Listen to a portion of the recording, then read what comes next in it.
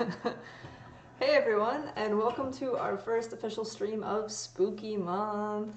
I have a new overlay. It's by the user Double Rainbow Overlays on Etsy, and I think it's pretty cool, but let me know what you guys think.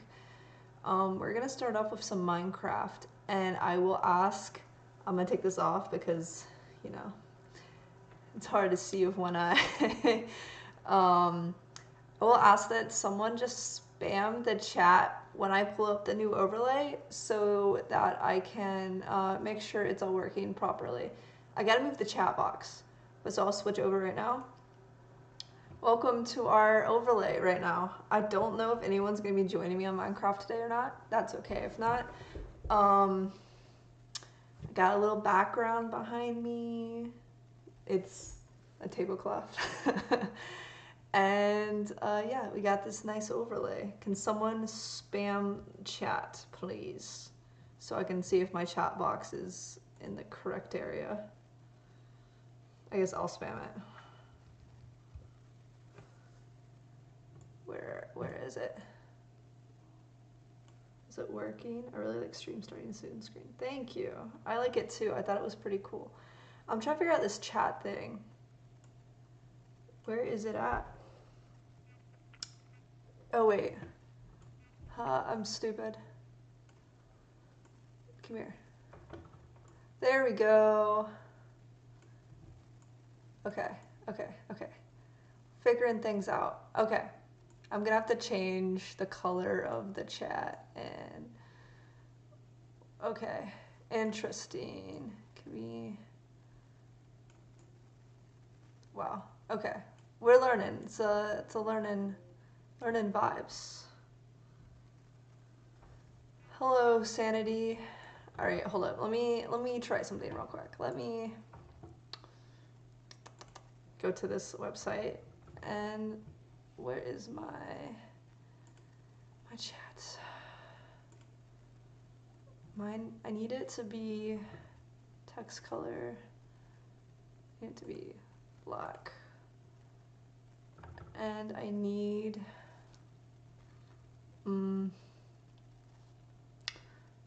it to be smaller font. And we're not always gonna show the messages. Cool. We'll delay it in like a second. All right, let's see if that makes it a little bit better. Hi. Oh, what did I just do? I'm doing the wrong thing. This is just a little work in progress. Unfortunately, this is one of the few things I cannot test on my own, which really sucks. Okay. Can someone comment under me? I can join you on Minecraft soonish. Okay, awesome. Why is it? All right, this is just a little trial and error. We'll get through it. It's like growing pains. I need it to be like pitch black. I don't know if that will help it or not. Oh, I can make it boxed. What does that look like? All right, we're just gonna try something. And if it doesn't work, this one, it doesn't, you know, but someone say something, please. And do you guys prefer for your messages to kind of stay up here before they get hidden? Or do you guys prefer for them to disappear? Okay, so that's kind of, you know. Alright, I think it's gonna be about what it becomes today. I'll make this just a little bigger. And then I want this to be solid. Maybe that will help.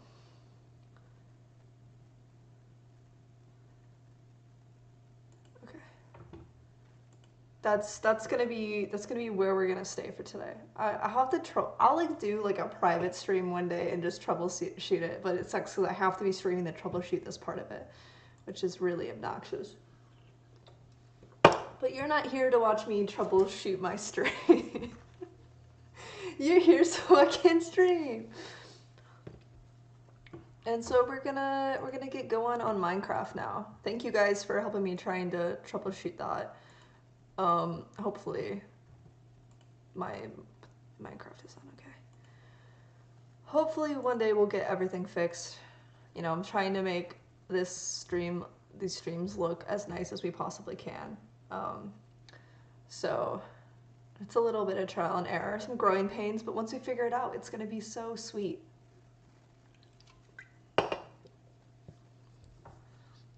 Tomorrow, where's my sound? Oh, that would help a lot. Okay, sorry, my headphones are not plugged in. Tomorrow I will be, oh wait, did I die? Is that why I have nothing? Test predictions 2 to 3. Yeah, you're probably right. Oh yes, I did die in that manor, right? Yeah, I forgot about that. Alex and I went to that creepy manor at the end and then we died. Tomorrow I'll be playing Dishonored 2 again, and during that we'll have more of the normal setup, because I feel like for a game like that you kind of need, I don't know, I feel like you need full screen, but maybe that's just me. Let's just go snoop a little bit until Alex gets here. How's everyone's day? How has everyone's start to October been? I started my October pretty great. We filmed that fight scene at the end of September, and then we went and played trivia, and then we watched Hocus Pocus 2 to start the month off, so it was pretty good. Just got this stuff color coordinated. Wild. Meanwhile, me just build a cobblestone wall. I'm working hard on more content, and I'm actually really happy and really excited about it. One thing I'm working on is the Cult of Peppa video. I wrote a script for it. It's like 6 pages, so it's not super long, but it's gonna be a lot of green screening myself into scenes, so I think it would be kind of funny. The Closet Cosplay video comes out today at 6 p.m. I had a lot of fun doing that one. It got definitely chaotic. Oh, I'm glad to hear your October's going well, Jeremy. I don't have any food. Oh, shit. Food? Food? I'm just gonna starve. That's... Sanity's gonna get death predictions real quick. I'm gonna go borrow some from my son. My son will not care. Sorry, son, if you're watching this, I'm borrowing some food because I have none, because I died in a creepy place in the forest, and I need food to survive. I'll pay you back. See, that's how it is. It's no longer... in this world, child support is paying the father. Is the child paying the father, not the father paying for the son. Last night, my short film got accepted in the film festival. I submitted it in, and it's nominated for Best Sound. That's freaking awesome, Jeremy. Congrats. It's always a good feeling when your film gets accepted.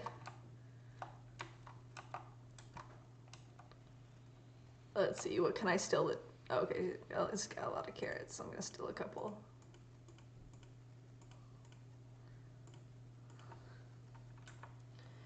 "12's busy with field work at the lab. It's a really new experience, but I'm good." I'm glad to hear it, 12. I'm actually excited because I found out what classes I'm going to be taking when I go back to grad school, and oh, I did not want to go this way. And one of the classes I get to take, oh wait, yeah, I did. Wait, where am I? Why am I lost? I don't know why I just got lost. I'm tripping right now. But I'm going to get to take a shark-filled biology class, and so we're basically just gonna be tagging sharks the whole semester. So that's really exciting for me. Yeah, no, I mean it's always a super nice surprise when you get selected at all because it's hard to get selected. They have very strict criteria in the festivals, but getting nominated is a freaking amazing feat, man. Congrats. No, we're trying to make more short films and stuff ourselves over here. Um, so I definitely know the struggle and I know the nice surprise of being accepted into a film festival. So it's definitely something we relate to over here. Did you guys see the Camp Agony trailer yesterday? Ah, ah, ah. Okay. Or not yesterday. It came out on Saturday. Today is Wednesday. I say yesterday because I think I posted it to Instagram either yesterday or the day before. Monday. Yeah.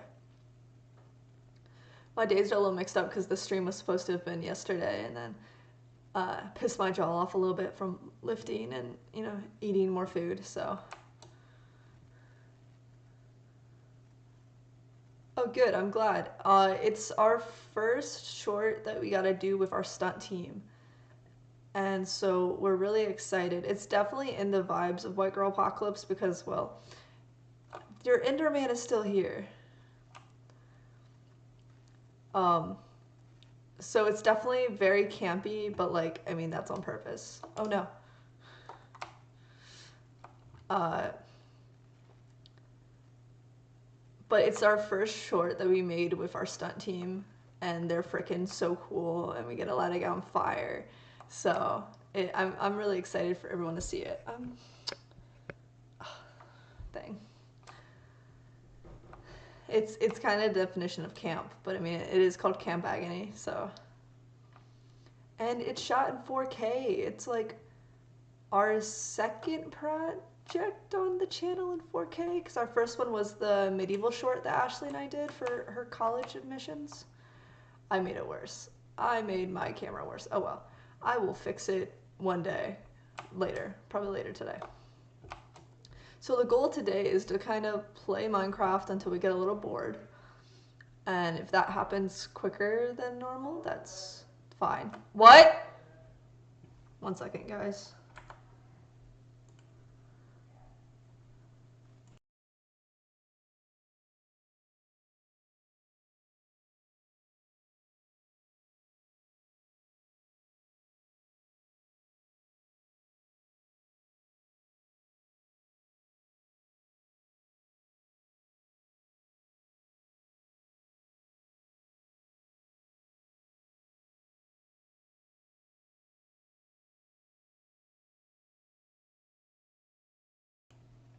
So weird.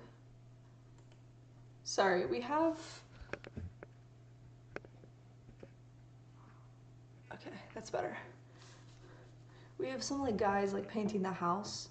So, oh, no, I'm gonna kill myself over this. And because they're painting that house, there's just a lot of background noise sometimes. Oh my gosh, just kidding. I'm getting called for. I'm streaming! Okay.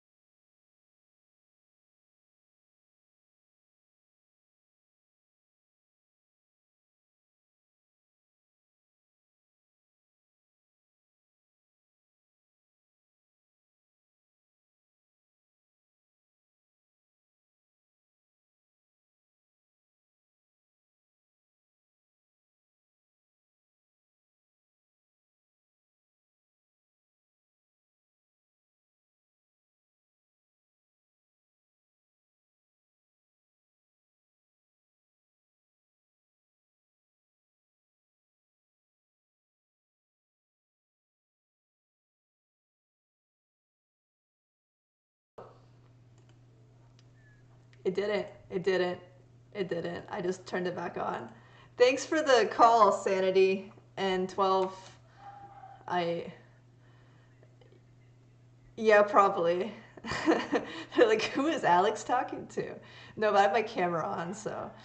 Thanks, guys. Nice call. I forgot I turned the mic off. But yeah, we have painters in our house, and Xena, you'll probably hear her screaming in the background because she's pissed that people are in her house. Yeah. 1 second, guys. Hello?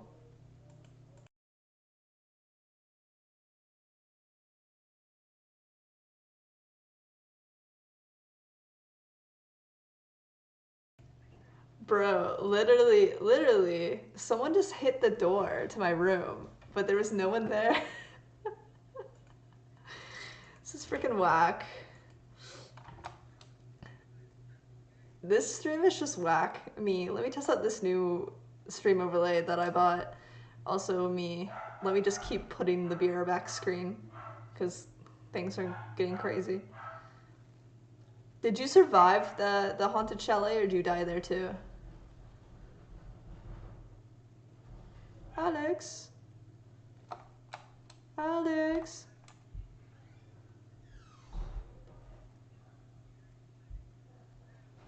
I can't hear it exploding over Discord, so you're probably fine.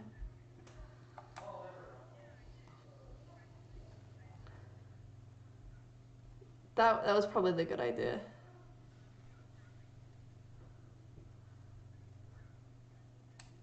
Yeah.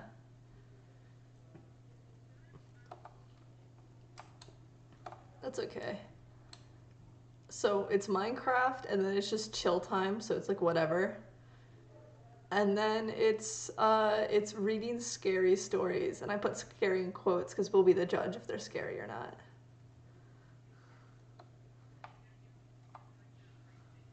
Yeah, we'll give them like a scare meter rating.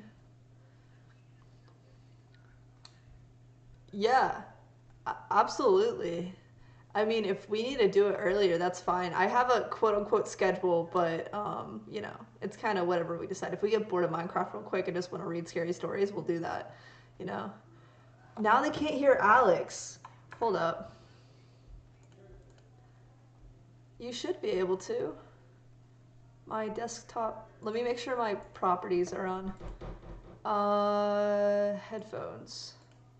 Okay. Say something, Alex. Can you guys hear her now? This is just a technical difficulty stream.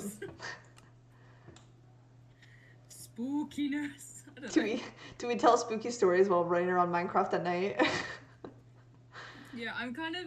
It's gonna get dark real quick here, so we'll see. It's 6:15 p.m. Yes. I can see this. I'm like leaning to look out the window. The sun is kind of going down, so if we wait long enough, I'll be able to do it in pitch darkness. Oh yes. Can you guys hear Alex now? And you'll just have to turn up. You can hear her now. Okay, cool. Thank you. Thank you, Sanity and 12. You guys save my streams all the time.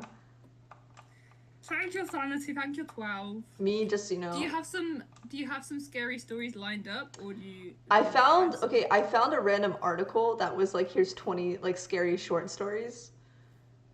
And so I thought we'd start with reading those, and then maybe go over to Reddit, you know, because there's always interesting stuff on Reddit. Have you seen that? There's a subreddit, which I think it's called Let's Not Meet. Let's Not Meet. And it's like people's like true stories. Dang. And it's like the whole point is it's like they don't want to meet this person again. I mean, I can. You know, because there's that Reddit that's like let's meet because I saw you at this place and blah blah blah blah. Yeah. It's like the opposite of that. I mean, I can tell the story of how Ashley and I almost got murdered. Well, we were in a guy's house and we're pretty sure the guy was a serial killer.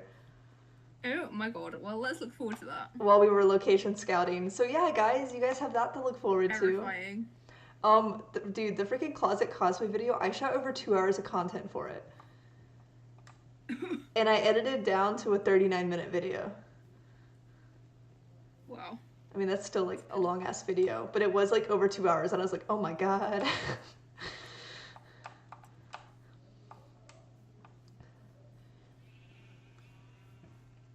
What should we do on Minecraft today? I gotta find those for next week. I want to do like an actual like Halloween Minecraft, so I want to find like those Halloween games you can play. Yeah. I'll have to do some research into those though. Do it just in some guy's house. I keep just clicking on Minecraft launcher and it keeps not launching. Yes, mine crashed 3 times today before it let me launch. Okay, I might just shut my entire computer down and then try again. That's fair. But so yes, I'll see you in a moment. Ashley and I went to this guy's house to meet him because we were talking to him about potentially using a location that him and a friend owned for a film. Mm-hmm. And he was real creepy. And I'll tell you the real story during story time. But that's the like introduction of it. All right, maybe I'll go down into the caves by myself just for funsies. Just embrace death. Right, I'm going to. I'll be back. I'm just gonna restart everything. Okay, sounds good. Yeah, I want to do the Halloween maps. I want to do a lot of Halloween stuff. What are some like scary games? I thought it was night already. Maybe it's not. What are some scary games that you guys like? Cause I need a scary game to play for one of the videos this month. Hi.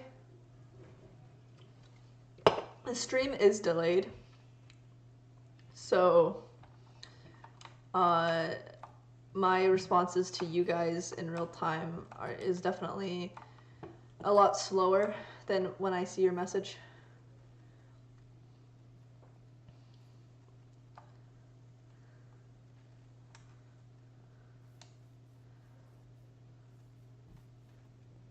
But does anyone have any scary games that they really like? Because I'm looking for a scary game to play. We're playing Phasmophobia for the first time on stream on Saturday at 1 p.m. Eastern Standard Time. So you guys should definitely check that out.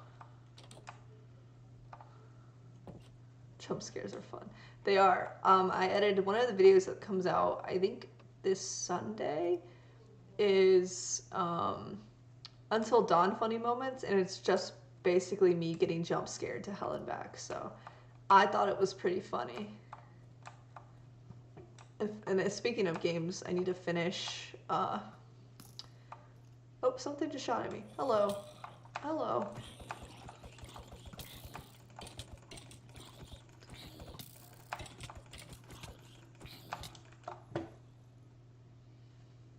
Five Nights at Freddy's or an adventure horror game. Well, there's one of your deaths.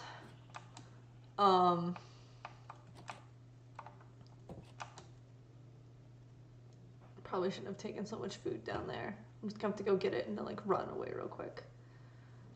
God, what was I gonna say? 1 out of 3.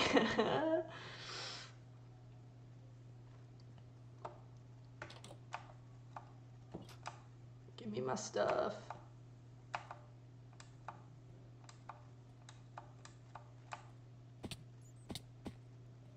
You have my carrot, you bitch.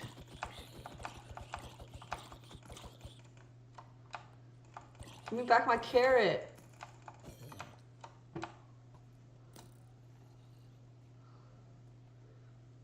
Freaking rude, taking someone's carrot like that. Man, who do these zombies think they are these days? I can't believe I just got out of there with my life.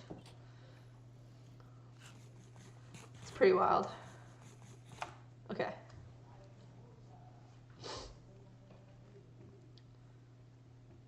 Do you guys have any name ideas for this Enderman that just is vibing over here? I think he's like glitched out and stuck, but the one that's over at the monster mobber spawner. Mobber.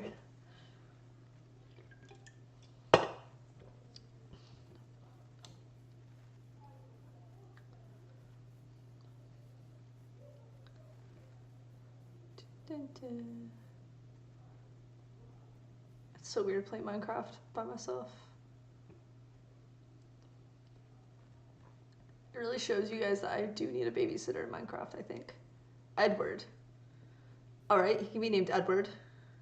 I like that name.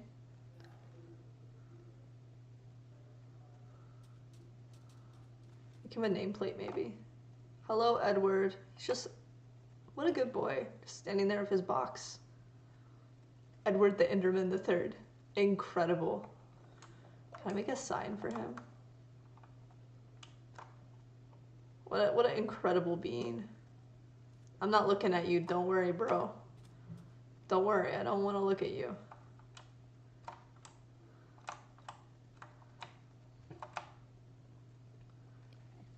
I don't even want to look at you. Don't worry.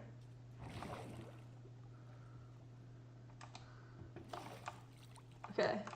So this goes up to the AFK room.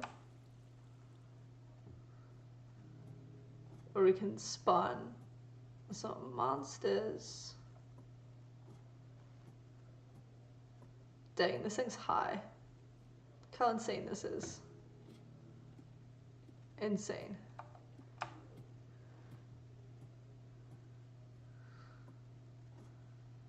This is wild.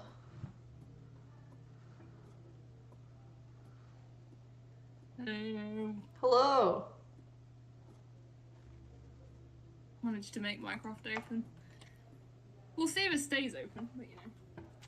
Fair enough. I think Minecraft's having a bit of a bad day. I'm in the AFK room. It's all good. You're in the AFK room. This thing's freaking high. It is. Like, gosh dang. Yeah. I've got my spider one. I like my spider one. But that's only good for if you want XP. It's not really good for if you want all the different mob items. Sandy says you haven't jumped from a high place in quite a while. Wow. Without context, that sounds bad. I'll do it. I'll leave this here. Oh. Oh, I'm in hell. Why are you in hell? I'll fix it. I'll come back and fix it after I die. Nice. And the lag is real. Right. Oh no. Escape.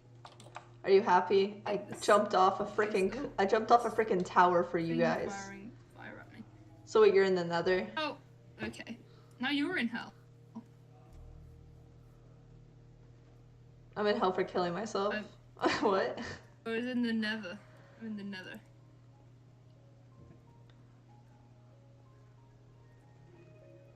The way you and Lucy travel through the Nether makes me nervous. I'm in the tree. Oh, you're in the tree. I'm gonna go back up Lucy's tower to fix it.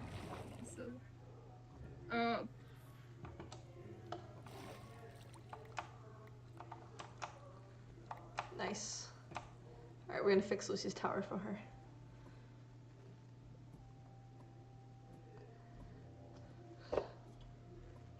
Hello. This is so... Sorry, I'm in the AFK tower again. I'm fixing it because I had to break it to get out. Okay, I'm just gonna check the lag of my voice. Oh. Say beans when you hear this. Beans. Okay, it's a bit delayed, but... I mean, I heard it much before that. I just was comprehending you were asking me to say beans. Okay. All good. Say beans now. Beans! Okay. It's like got like a 1 full second delay in this, and then it's fine. We can live with that. Everyone, chat, say beans! Say beans now.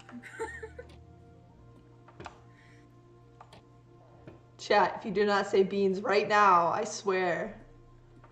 Wow, look how pretty. I swear to God. So pretty at night. Oh, I forgot you. I'm sleeping, but you were in the hell tower. It's okay, so... I'm coming back down. Okay. Nobody's saying beans! This is unacceptable. I have not yet seen a. Okay, good. Thank you, Sanity. God, what does it take to get a beans around here? It's literally my name. Can someone please say beans for God's sake?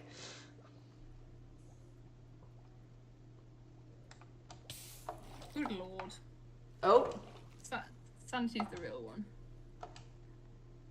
Sanity is a real one. The few, the proud, those that have stuck with us through all of these trying times. This is extremely trying times. We've been tried. I've been tried. You've been tried. Trial by fire. Bro, I was like, this is actually the most content, like new oh my god, there's so many creepers. Run, run, run, run, run, run, run, run, run, run, run. So why are you going that way? Creepers. Shh. I'm trying to confuse them. Okay. Make them think I live in the desert. Yeah, and then they won't know where you live. Exactly. That's how you get away from the cyber stalkers. It's like if someone follows you home, you never leave them there. Sanity, I've been here since the ancient ages. You have. You're a real one. If you've been here since like at least 2018, you're a real one. Some people have been here longer than that though, and I know that. Me, I'm a real one. You are a real one. What was it? I was before like I like just deleted Amino off my phone because I don't use it anymore. I like went on there and there were like posts from like you and like 12 and like Lucy from like so long ago, like before we like were even friends, and I was like, oh, look at these little babies. That's so cute. All my terrible gifts that I made. I loved them though. Oh, yeah, and you made a compilation of like me beating Ashley up. I did. Yeah, I'm pretty sure that was you. Oh yeah, it would have been me. Yeah, I started another one as well. I can't remember what it was though. Because yeah, I remember I think it was like a supercut video, wasn't it? Yeah, because one of them was like you beating Ashley supercut, and there was another one. Because like your favorite clip on it was like when I threw the foam head like over the other four and hit Ashley like perfectly. You were like the precision. Oh, I need to watch it. It's saved on my computer somewhere. There's also another half-finished one that's I think it was like, I don't remember. It was something fun. Oh, if you guys want to see something funny, I can hook up my hard drive. I started to edit a like CMV video to Chop Suey by System of a Down for White Girl Apocalypse like 2 years ago. That's funny. I thought it was funny. I'll have to just like screen share it on a stream one day and just show you guys. Oh, good times. Mhm. It was a different time. It was. And then I have cooking videos that I made with my roommate from college that I just have not released. Oh. Well, one of them, the mic wasn't on the entire time, so we're just mute. Yeah. You know, I was like, when I went to Florida, I was like filming clips from when we set off, because I was like, I could make like a cute little Florida vlog, and then I was just having too much fun to bother doing it. Alright, so, maybe during chill Halloween time I'll show you guys the CMVs that I started, because 12 said it sounds amazing. Or not CMV, that would be, what would that even be? Because AMV's animated, CMV's cosplay, WMV, WGAKMV, White Girl Apocalypse music video. I just am so used to saying CMV because that's, you know, it's what we've done the most. CMVs are so funny. Bro, I want to do one so bad for Ellie with the song Punching Bag by Cage the Elephant. Oh, I love Cage the Elephant. That song is just Ellie to a T. Yeah. I feel like I've started making so many things and just given up halfway through, which literally is just how I me. operate.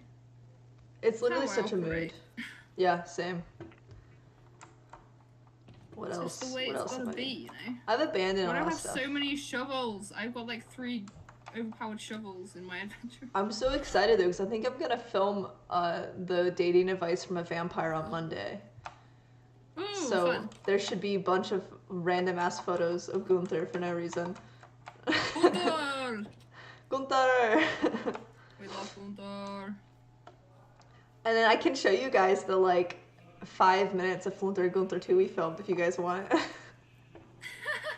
We didn't get very far into it before, you know. That seems like a Halloween sort of thing to do. Stuff kind of went crazy. Maybe I'll, so I want to do a really long stream on the 30th. Because, you know, it's the day before. But, like, I'm talking like a 12-hour stream. Nice. And maybe during that, I'll show, like, the clips of Gunther 2 that just isn't going to be, unfortunately. And then, what else? We can play, if you guys are available, that's a Sunday instead of a Saturday. But, yeah. But if you guys are available... Wait, if it's... What? It might be... I might be off on that Sunday, actually. Oh, hell yeah. That would be good. That would be good timing, because I think, But I think it might be the one before, actually. I might be wrong. All day. It's either that one or the one before that I'm off. Because I'm thinking about... They gave me that one off because I have to work Wednesday. I'm thinking about starting at 10 a.m. my time and then running it till 10 p.m. my time. I mean, yeah, I'll get in there somewhere. Yeah, at some point. Just drop it. Yeah. But I'll try to figure out, like, a schedule. I'm going to be at work in the bathroom watching the live stream. Just not doing any work. But I'll have to figure out, like, a schedule. But I'm excited for Phasmophobia on, yeah, I had a little play of it. I didn't do much, like, actual missions on it. I just, like, sort of tried playing all the mechanics and stuff. Yeah, do we need to probably, if everyone's available, maybe try to get everyone a little early on Friday to try to get us all connected? I mean, not Friday. Yeah. I mean, Saturday, sure like, before the stream. Because I'm not exactly sure how you, like, connect with other people. No, me neither. Yeah, it's a good plan, actually. Okay, so the stream's at 1, so maybe around, like, 12:30, 12:40, we can try to get at least a couple of us on to figure out how it works. Mm-hmm. But how are we feeling about this new stream overlay? I like it. It's covered in blood, which is what we like. Yes, it's Halloween. I mean, I really like the Poe, Edgar Allan Poe starting soon. Yeah, I did too. Did you see the Be Right Back one? It's like a creepy lighthouse. I really dig that one. Yeah, I like that one. That's cool. These freaking Endermen have been taking my steps. Once upon a midnight dreary. But I don't know, this one, it was only $8 for like a whole pack of shit with this one, so I was like, okay, sure, I'll pay $8. I don't care. Oh my god! I feel like we should do something. We should do something with the cathedral. What should we do in it? Yeah. What should we do with it? Yeah. It just feels very spooky, you know. Yeah. Oh, I agree. It needs some. It needs like an altar, and we need some like seats. Thing is, though, we've already got an altar outside with Pepper. Pepper's already got a blood-stained altar. I never said this one was blood-stained. Oh, okay. It's a nice clean altar. That's what makes it different. Let's think. Who else? Who else do we worship on this channel? What's it? The cursed one. The cursed one. Oh my god, you're so right. I found the cursed one the other day and I was so happy. I was like, I've missed you. I don't know how we can represent her in Minecraft though. I mean, she basically is Minecraft. She is. Maybe the big empty space is representative then, I don't know. Of her soul. We could make like a soul chamber. That would be kind of funny. Like, if we made like a big glass sort of test tube. Yeah. With the red glass in. I mean, it's even funnier because Sandy said to worship Edward the Enderman the Third. But he's Isn't he alive? That doesn't really... Yeah. We could just put him in here, I guess. He could be the cult object that... Wait, you could trap one in here? Yeah. If you put it in a boat, then it can't despawn. I mean, that guy's been over there for a while, so I guess he's stuck over there. I mean, we can put him in a boat. We can move him. Do you want to? Sure. Let's put him in here. Oh, I guess we'll open both doors. I'll go get a boat. We're kidnapping an Enderman, guys. Don't worry. This is consensual. He consented. Yep. Consensual kidnapping. It's really just a road trip, if you think. Yeah, exactly. We'll even get him some like M&Ms. Yeah, some Fanta. He'll be fine. Everyone, quick in the chat. What's your favorite road trip snack? That's a good question. I like to get the ices from the gas stations. I don't know. In the UK, we don't really drive anywhere. He's over here. Oh, that's right.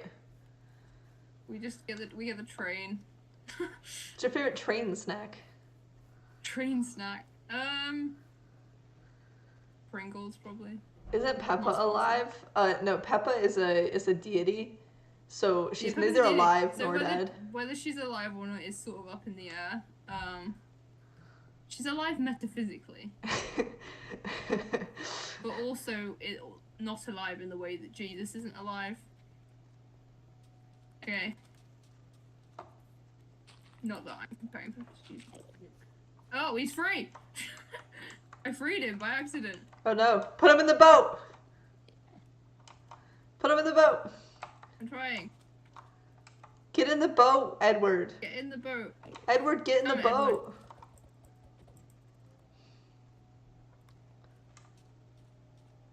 I will get this man in a boat. Oh no, we freed him. We've made a grave mistake. Yes! Ha! He's in the boat. Yes. And now I can drive him where I wish. I like that he's like holding onto your shoulders, like you're giving him a piggyback ride right now. Yeah, all I can see is sand. He's covering my head in sand. He's trying to suffocate you. Yeah, it's not gonna work though, because I don't need to breathe. Haha, joke's on you, boy. That's part of my lore as this Minecraft character. I don't need to breathe.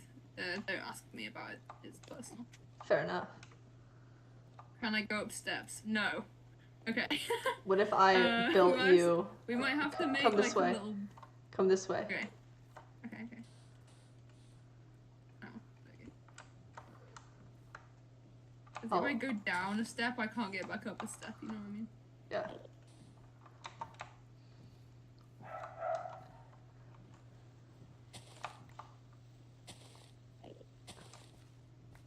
Okay, it's nighttime. You're gonna have to defend me and Edward. Alright, I'm ready with my pickaxe. Looks like a roller coaster, man. And it's rapid. Down the steps. He's making so many disgruntled noises. He's like, oh, stop. 12, what's your favorite Independence. flavor of potato chips? I worship potato chips. You mean crisps? Potato chips!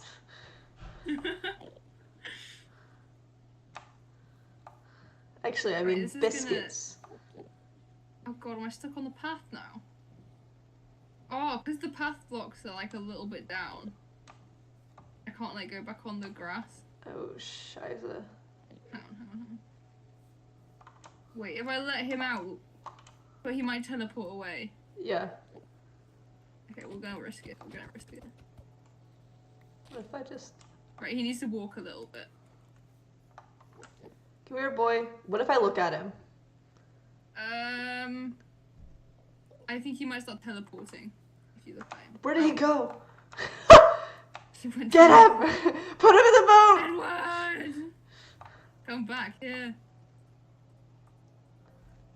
Get in the boat. He does not want to be kidnapped. Yes! Okay. Get in the boat.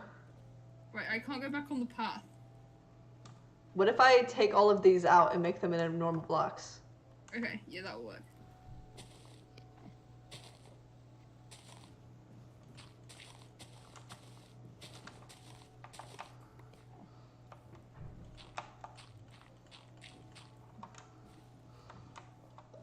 Okay, Success. We've overcome this obstacle. Yes. We're the Here we best go. kidnappers in history.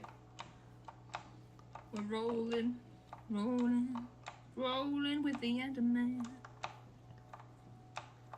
The only thing we use crisp for in America is cookie crisp. Well, I don't know what that means. Would it be easier if he got into the water or no? And we'd have to get him back out of the water. And if I break the boat while he's in the water, he will teleport away.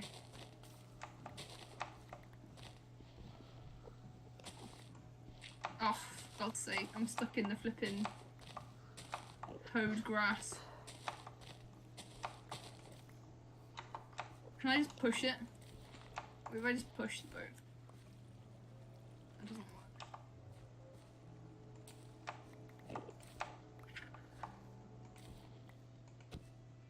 work. Can you go now? No. To do the same thing again. Oh God, have you got the boat? I ain't got the boat. I don't have the boat. I don't think. It's there. Oh God, Edward, just get in the flipping boat, man. Take it Don't out. go down there. I'm filling in whatever the hell this is, just so we can get him across. Oh, right, he's in. All right. I'm at work right now. It's a big old gap.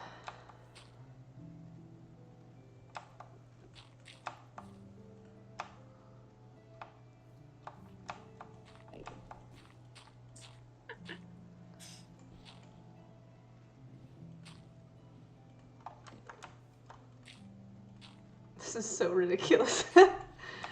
Pearl said the Swedish word is also chips, which is rude.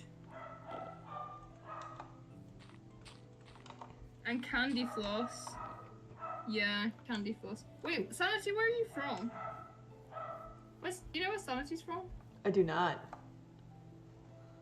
I mean, obviously you don't have to tell us Sanity, but I was just interested. All right, now let me mine an entire way. Well, yes. It's alright, it's all replaceable. That's the beauty of Minecraft.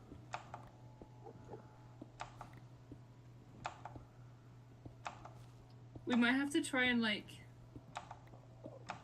coax him up the stairs. I don't know how, because I don't know how we're gonna get him that high to be in the...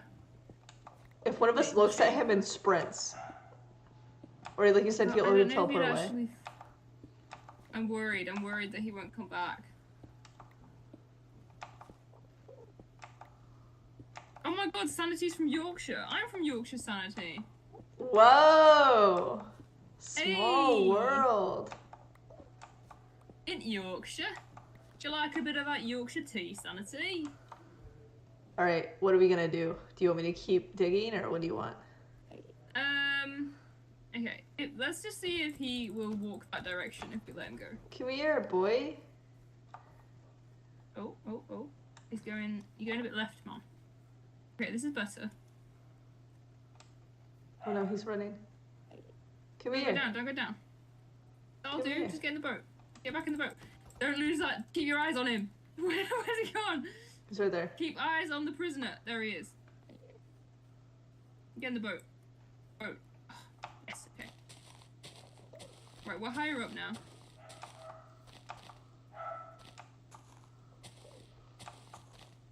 PG tips. That's a good tea. I actually drink Tetley's tea because I'm a Yorkshire traitor.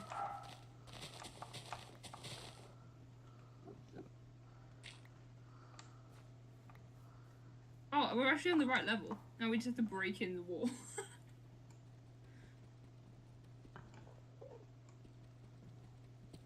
Yorkshire, I would go for Yorkshire tea if Tetley's wasn't available, however. We're breaking in. When we went to, you remember we went in the England shop in Epcot? Yeah. I was sort of You mildly get in. disappointed that they only had PG tea. I lost my my iron pickaxe. Yeah. Thank you. Yeah. It's been delivered some food. Nice. Very nice. Right, I'm coming in. Now. Oh no! Oh no! Oh no! Oh no! No! No! What happened? He started dying. Wait. Oh god, that was scary. Okay. Now I think if we block in the wall behind him and then break the boat. And then I'll lock these doors. Oh, he's killing me. He's killing me. Let me out. Let me out. He's on me. Let me out. No! Oh wait, there he is. Oh, yeah, he's trying to kill me. Don't worry. Yeah. Yeah, let me just. Give me the boat. Give me the boat. There's not a door here. Wait, I need a. I don't have the boat. You have to pick the boat up. Okay, if we just like lock him in there for a while, will he calm down?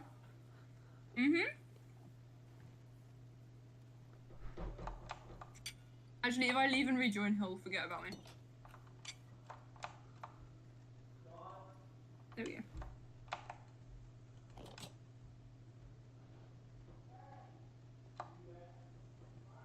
Oh, he's over there. Okay. Did you get the boat's here? Right. Let me just put the floor back. It's okay, I got more floor. Okay, we've made more progress than I was expecting. Right, he's in there. He's in the boat. He's not going anywhere. Okay. We have him, guys. We got him. He's in position. Edward the Enderman the Third. Now we need to make him like a test tube to sit in. So so the boat at the moment is stopping him from despawning, which means he's not going to vanish when we log out and stuff. But we can, instead of having a boat, because it kind of looks a bit ugly if you're going to build something around him. You can, if you name tag it, if you give it a name, then it won't despawn. Wait, how do we name tag it? I have some name tags, I think, so I can go and give him a name. So what is he? Is he Edward? Edward what the third? Edward. His name is Edward the Enderman the Third. Okay. We're clarifying that it's an Enderman because it may be mistaken for the English one. Okay, Edward the Third. It's an easy mistake to make. Like it was just like a tunnel where we dug the Enderman through the landscape. Right, I'll go make him a little name tag. I don't know if that will all fit on, but I will definitely get Edward the Third on it, at least. But we'll see if the Enderman part will fit on it. Right, where are my name tags? Here they are. I haven't got that many. I need to go trade with my villagers. Right, here we go. That was quite the feat. Edward the Enderman the Third. Is that gonna fit? Oh, nice. Amazing. And it only cost me 1 level. Great. Right, I'm coming back. He's gonna get mad at me again, but it's okay because he's in a boat. I've had to splat myself on a tree because I'm flying through the trees. Oh no, I'm just good at the game, never mind. Here I am. Never mind, I'm just casually a pro. I'll go in the front door. Don't you worry. Right. Are you coming to see the grand naming ceremony? Oh, I will. I've got some very nice spaghetti in front of me that my father has delivered. Oh, nice. I'm here. Okay. Here's the name tag. Please don't kill me. Oh, he didn't get mad. Okay. So he's named now, which you can see. Just kind of look at him, but don't put your crosshair on him. You can see. I don't see a name. You know what? You have to kind of look at him quite close.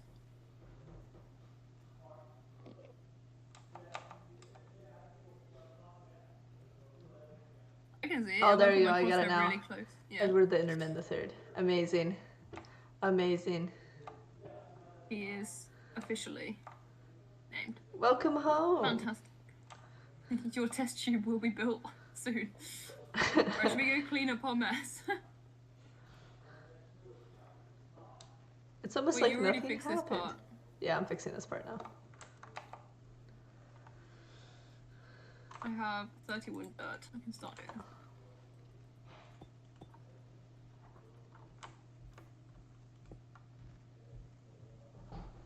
This bit here is so ugly. I need to fix this at some point. This whole like farm bit by the river. It's just so ugly. It's got so much like cobblestone. Historic Minecraft moment, indeed, Sanity. We've done the impossible. It's very important. We've achieved here today, everybody. Alright, I'm just gonna step away for a hot second. I'm not even gonna go to be right back screen. I'm just turning the ceiling fan on because it's hot in here. Alright. I'm just planting some seeds.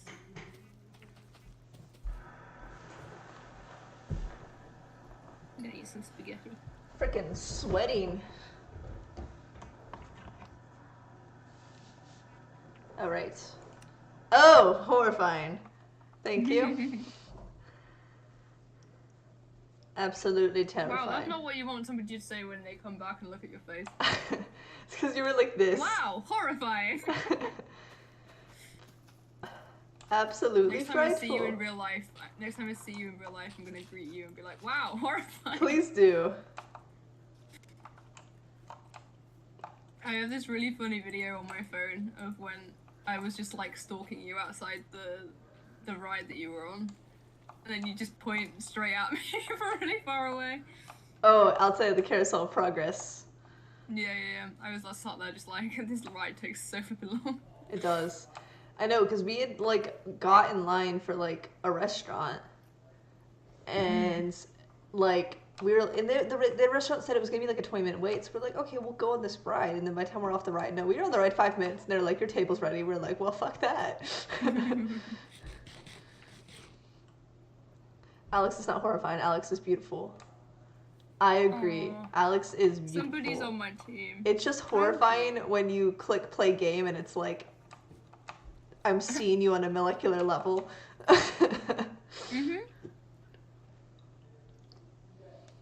I'll have you know my molecules are as beautiful as the rest of them. I'll have you know my electrons are quite fetching. I got some smexy electrons. Don't you wish your electrons were like this? Don't you wish your electrons were hot like mine? So do we have stuff to put him in a test tube? Or we can do that another day? It's up to you. Do you have any more red glass? I don't have anything, Alex. Who do you think I am? Should we go look and see if we've got any? I lose everything because I die a million times an episode. I feel like there might be, you know there's loads of chests in the basement? Yeah. I feel like there might be some in there from when you were building. Like the ones that are underneath the cathedral. Oh, there's some in your chest. Oh, I do have some. There's some in your full Becca only chest. Oh, okay. I have red. How many do we need? I got quite a bit. Would that work? Sorry, I have my mouth full of spaghetti. How much is that? How much was that? Like a stack and a bit? 64 and 15. Okay, we'll definitely need all of that. We'll see how we go. Okay. And then we want the top and the bottom of the like case. Do you want them in deep slate or do you want like a contrasty? Do something contrasty.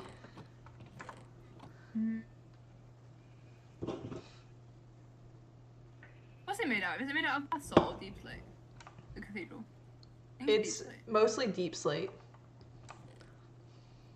But there's some cobblestone mixed in. So I was trying to get the textures. And the floor is diorite. Yeah. Maybe we could do basalt. Then let me look in my storehouse actually. Because everything's kind of in like a color palette in the upper floors. I might have some red glass actually as well. Let's see. Your sheep are horrifying.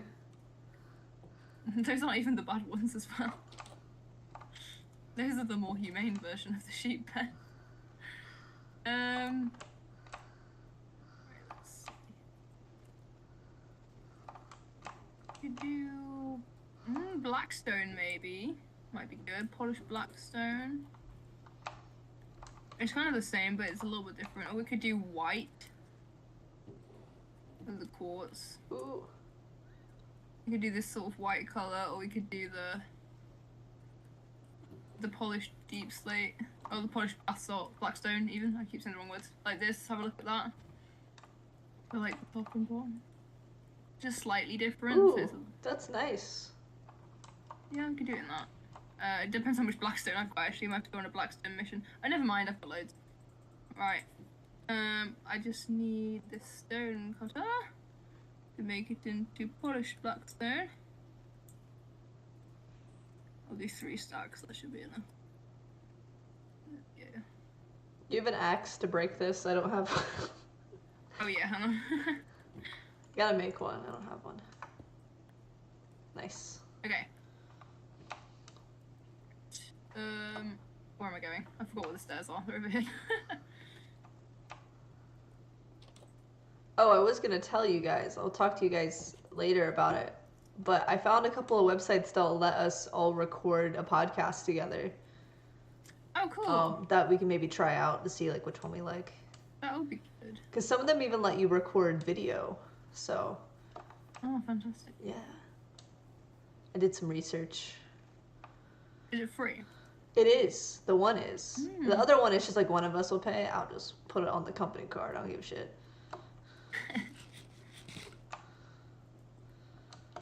Right, so I think maybe, let me just move Edward a second. Move Edward out of the way. So I think we could have like a sort of red glass cylinder that's like half sunk into the wall. Mm-hmm. It's got like a flat back, because then it won't come too far forward, so it won't get in the way of these trapdoors. Let me throw this to you, do you Masterclass. is there a center, or is this a 2-block center? Did you make a build with a 2-block center? It's not very even, so I won't worry about it. It was supposed to be in there. I realized I was a block off, and I was too far ahead to, decide to fix it. It's all good. Okay. And then, how high does it want to be? Should it go all the way to the ceiling, or should it go, like... You want to go to this thingy? Yeah, can do. I'm just gonna hole up that with dirt for no reason. Just make the roof, and then we can just fill in the middle with the glass. Wait, where am I?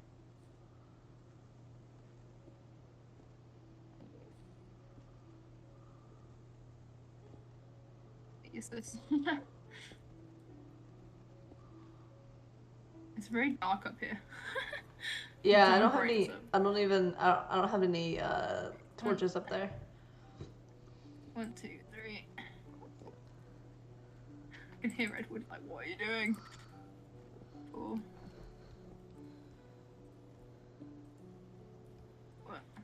1, 2, 3, 4. Podcasts are fun. I'll be excited to watch. Oh, I'm glad, Sanity. We've been wanting to do podcasts for a while. Just on random stuff. We never get around to it.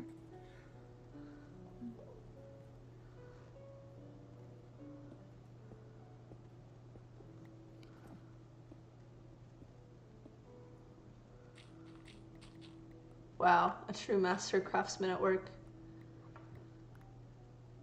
Then Edward, be quiet. Red glass. Yes. Oh, I've got the red glass. I threw it at you. Because you have the vision.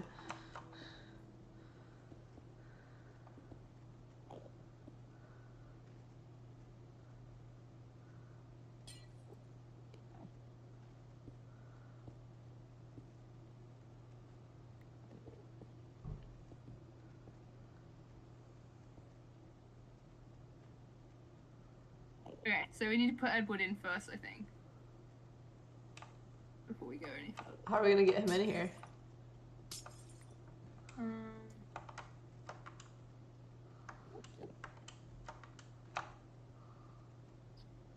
Let's see.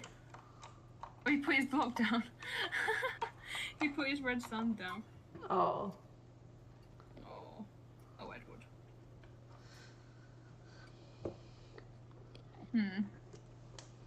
Is it? You can't fit out that door, so. He's trying. He's got me cornered, Alex. He's mad at me. There we go. He flew right into the boat. It was a risk worth taking. Although he's making horrifying sounds now. He is. He sounds like a freaking toddler, man. He's pissed.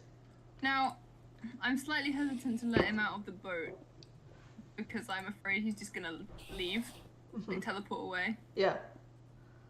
So we might have to stay in the boat. That's okay. I mean, he's pissed as hell right now. He's got his sand back. He picked his sand back up. He picked Anybody it. who's getting mad about me breaking glass, it's because I've got a silk touch pickaxe, so don't be mad about it. How about if we dig him down a little bit, then you won't be able to see the boat as much. He's killing me, but you know, it's... The way the boat's slowly turning.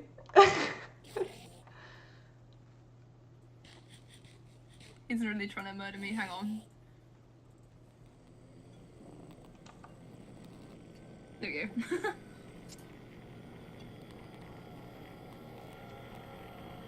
I don't know, so sounds kind of pissed to me, Alex. Oh. Maybe not.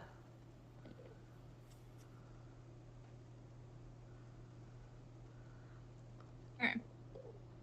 So you can't see the boat as much, though. Edward, this is what happens when your kind keeps killing me for no reason. I mean, we're like worshipping him, aren't we? Oh. I guess we're worshipping me now. I'm in the red box. No. Foiled by my own design. You just become part of the exhibit.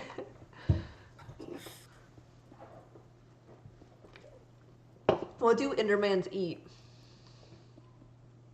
People? I don't know.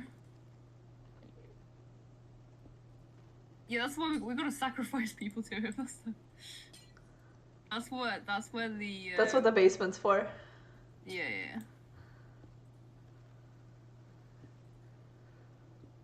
Worship or hostage, I don't see a difference, is what Sanity just said. Wait, what? She said, they said there is worship no or difference. hostage. There's no difference. There is no difference. There's no difference. You get to stay in this all expenses paid hotel. Aren't you happy? Aren't you happy? That's mildly terrifying. Everything you could ever want is here. Welcome to the Hotel California. Such a lovely place. It's the floor to go into a hotel. I've Welcome run out of red to glass. Oh no. I ran out of glass. Oh well. I mean, it works. Welcome to Brother Hotel. It means we can throw things at him. I mean, let's just stay in here until it's daytime. I'm gonna eat my spaghetti before it goes really cold, and then we'll go make some more glass. Throw a watermelon at him. Oh.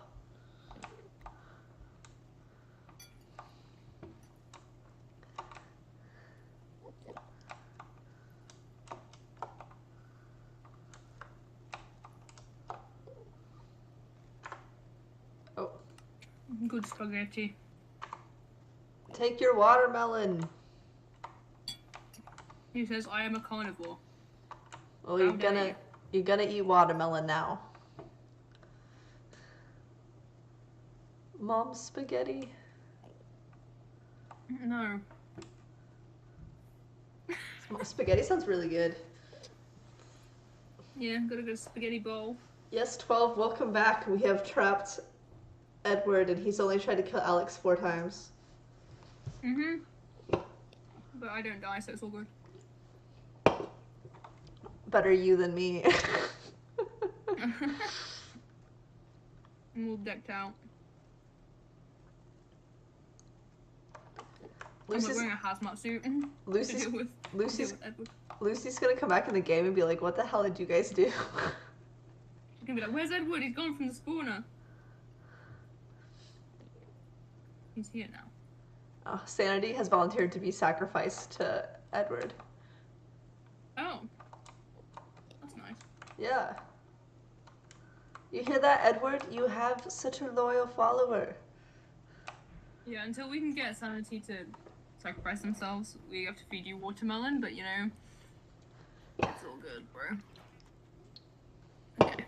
Should we go get some more glass? Yeah.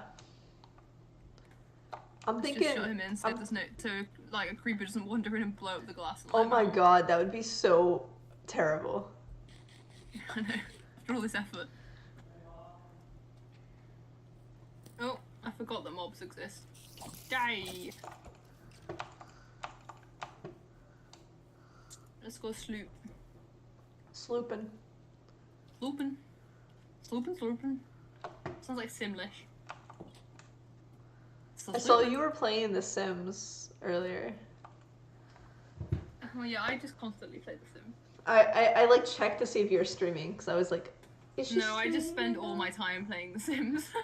Because I was... I go through like phases of like building stuff in Minecraft. I was trying to... I was trying to like set up this stream like really earlier today, and I was like, well, Alex is playing Sims. Always playing Sims. Has anyone here tried to play Overwatch 2? No. So I started... I saw your Snapchat. Dude, I started the queue at frickin' 3 p.m. when the game launched. And I knew I wasn't gonna get in when the game launched. Like, I'm not that stupid, right? I did not get into the game until 8 a.m. When did you start? 3 p.m. yesterday. 8 a.m. today is when I got into the game. Oh my god. That's...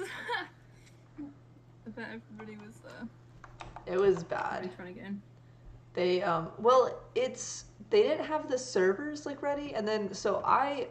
Oh. Okay, I am an OG Overwatch player. I played Season 1, okay? Literally, it's like Season, like, 38 or something now. I played Season 1. And I don't know anything about Overwatch. So basically, I played as soon as the first game came out. Okay. And so they told us, oh, like, if you merge your accounts, like, you'll get all your stuff over Overwatch 2. Thankfully, I didn't have the problem. Some people, like, don't have any of their things from Overwatch 1, which really sucks. Uh-oh. I have most of my stuff, but I have some, like, my emotes are missing and stuff, and I'm kind of like, I paid, well, not real money. I paid in-game credits that I won by winning for those, but it's kind of just annoying that they took them away. Yeah, that is annoying. And now it's like Fortnite, where it's free to play, but you have to buy battle passes, which, I don't know, it was really stupid. Because I liked the first Overwatch, because it was like $45 for me to buy. Who is shooting my ass? I'm going back to the cathedral, by the way. Okay, someone's shooting me in the ass. In real life, or? No, like on the game. In Minecraft. Oh, there he is.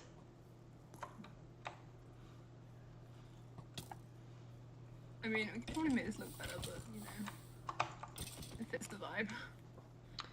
But, yeah, so that game launch is probably one of the worst ones I've seen. It's pretty bad. Great. Sounds promising for the future. Although I will be playing it. I played one game earlier, and I wasn't... So it used to be 6v6, which I felt was really balanced. Mm-hmm. They've made a new game, 5v5, and I hate it. Oh. Because, like, I always play tank or healer.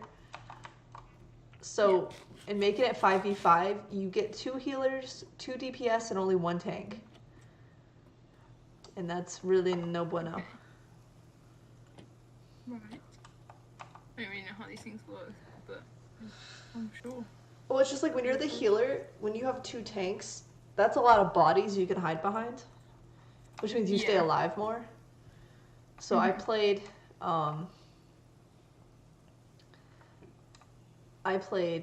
and I was healer, because just to test it out, and I was like, man, I'm having such a hard time staying alive without having another body in front of me. Interesting. Well, hopefully you'll get a little bit more used to it. I will be playing some Overwatch 2, though, for the channel, because Ashley will play as well. And when Ashley and I play together, it's really funny, I think, anyway. We yell a lot of insults.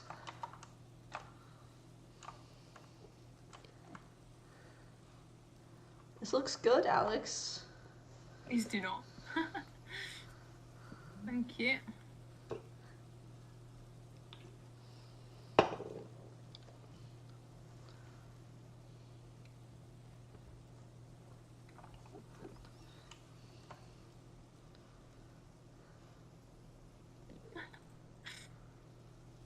Why is that sign just floating in midair?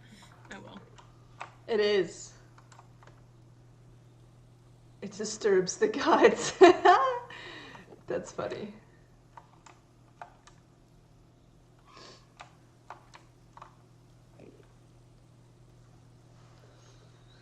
Just do the same on the side.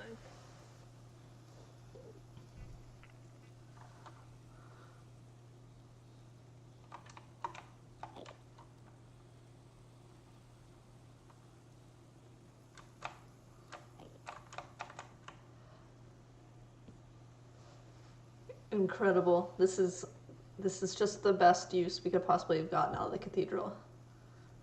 True. I'm glad it has a purpose now.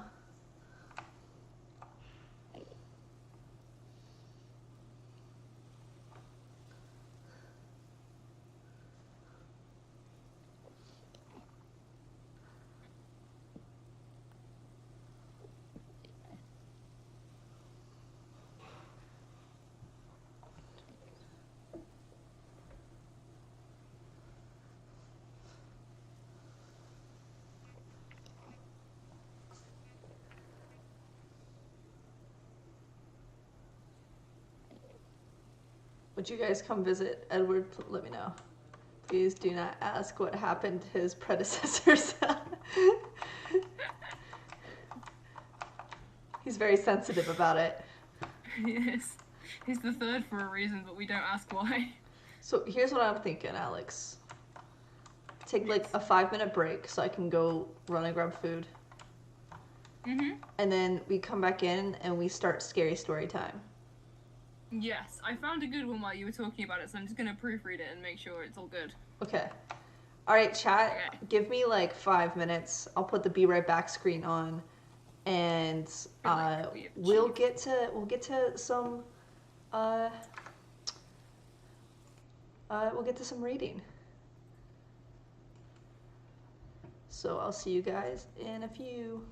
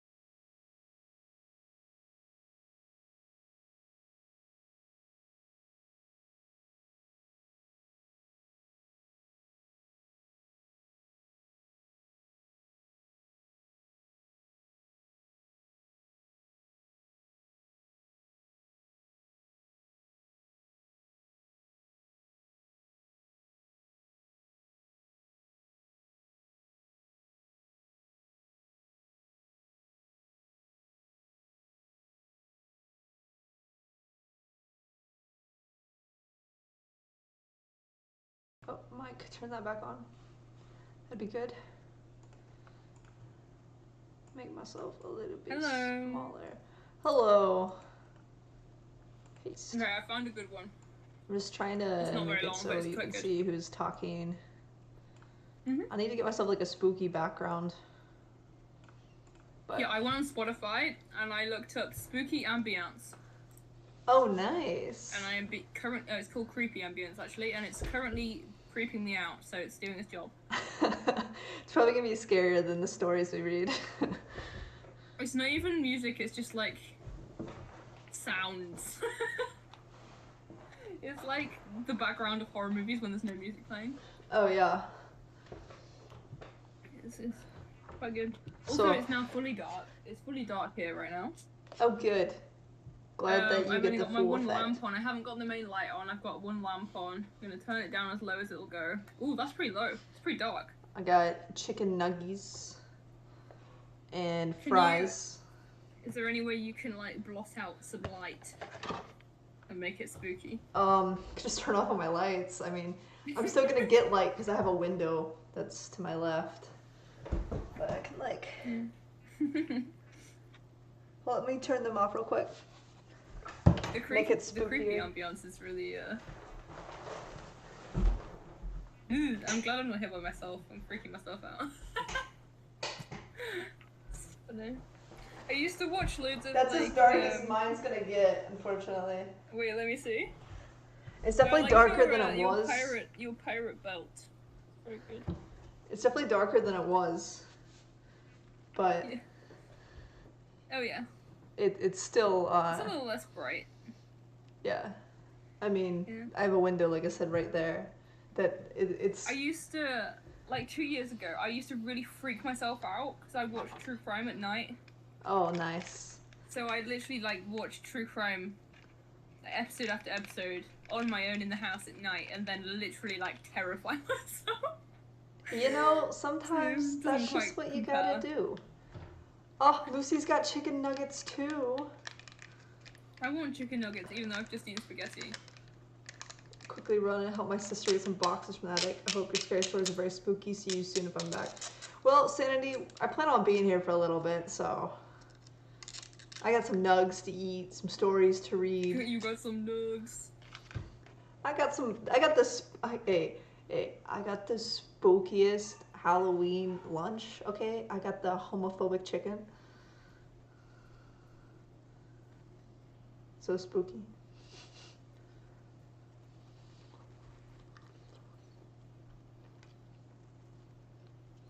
Okay, I found some good spooky stories.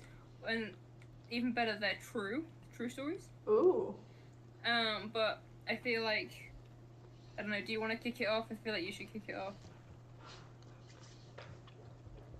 Well, I have this article from Reader's Digest, so you know it's gonna be fucking incredible.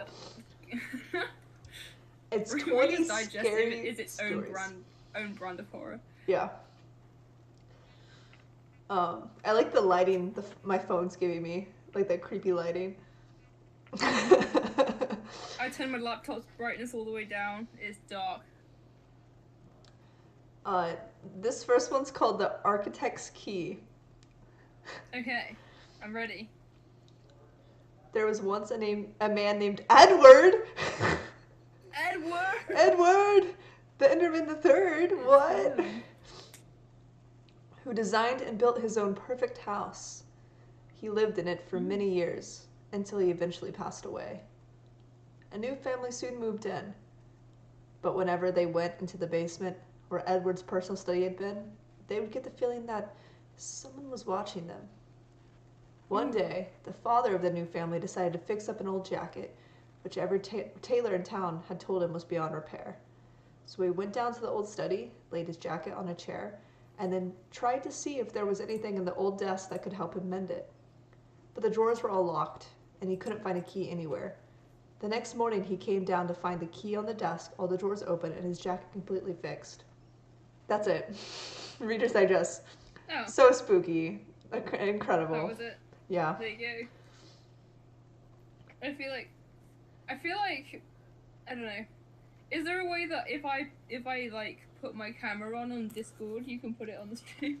I could like share my window probably. Let me. I feel like that would be quite funny. Let me see if I can. Just I want to feel involved, you know. Yeah. Let me if I can do like a. Wait, let me. Wow, I look like trash. I look like I have no hair, but you know it's all good. Display capture. And then have it like a million times. They should be able to see you now. Oh, cool. Hello, everybody. And then let me hold up. I'm in the dark. What if I make this the display capture the big one? Okay. And then I put me on top of it, so you have me still here. Does that work? Kinda. I think they can see. I gotta wait for it. Gotta wait for it. I know it's. I have the latency on, so that way it's higher quality.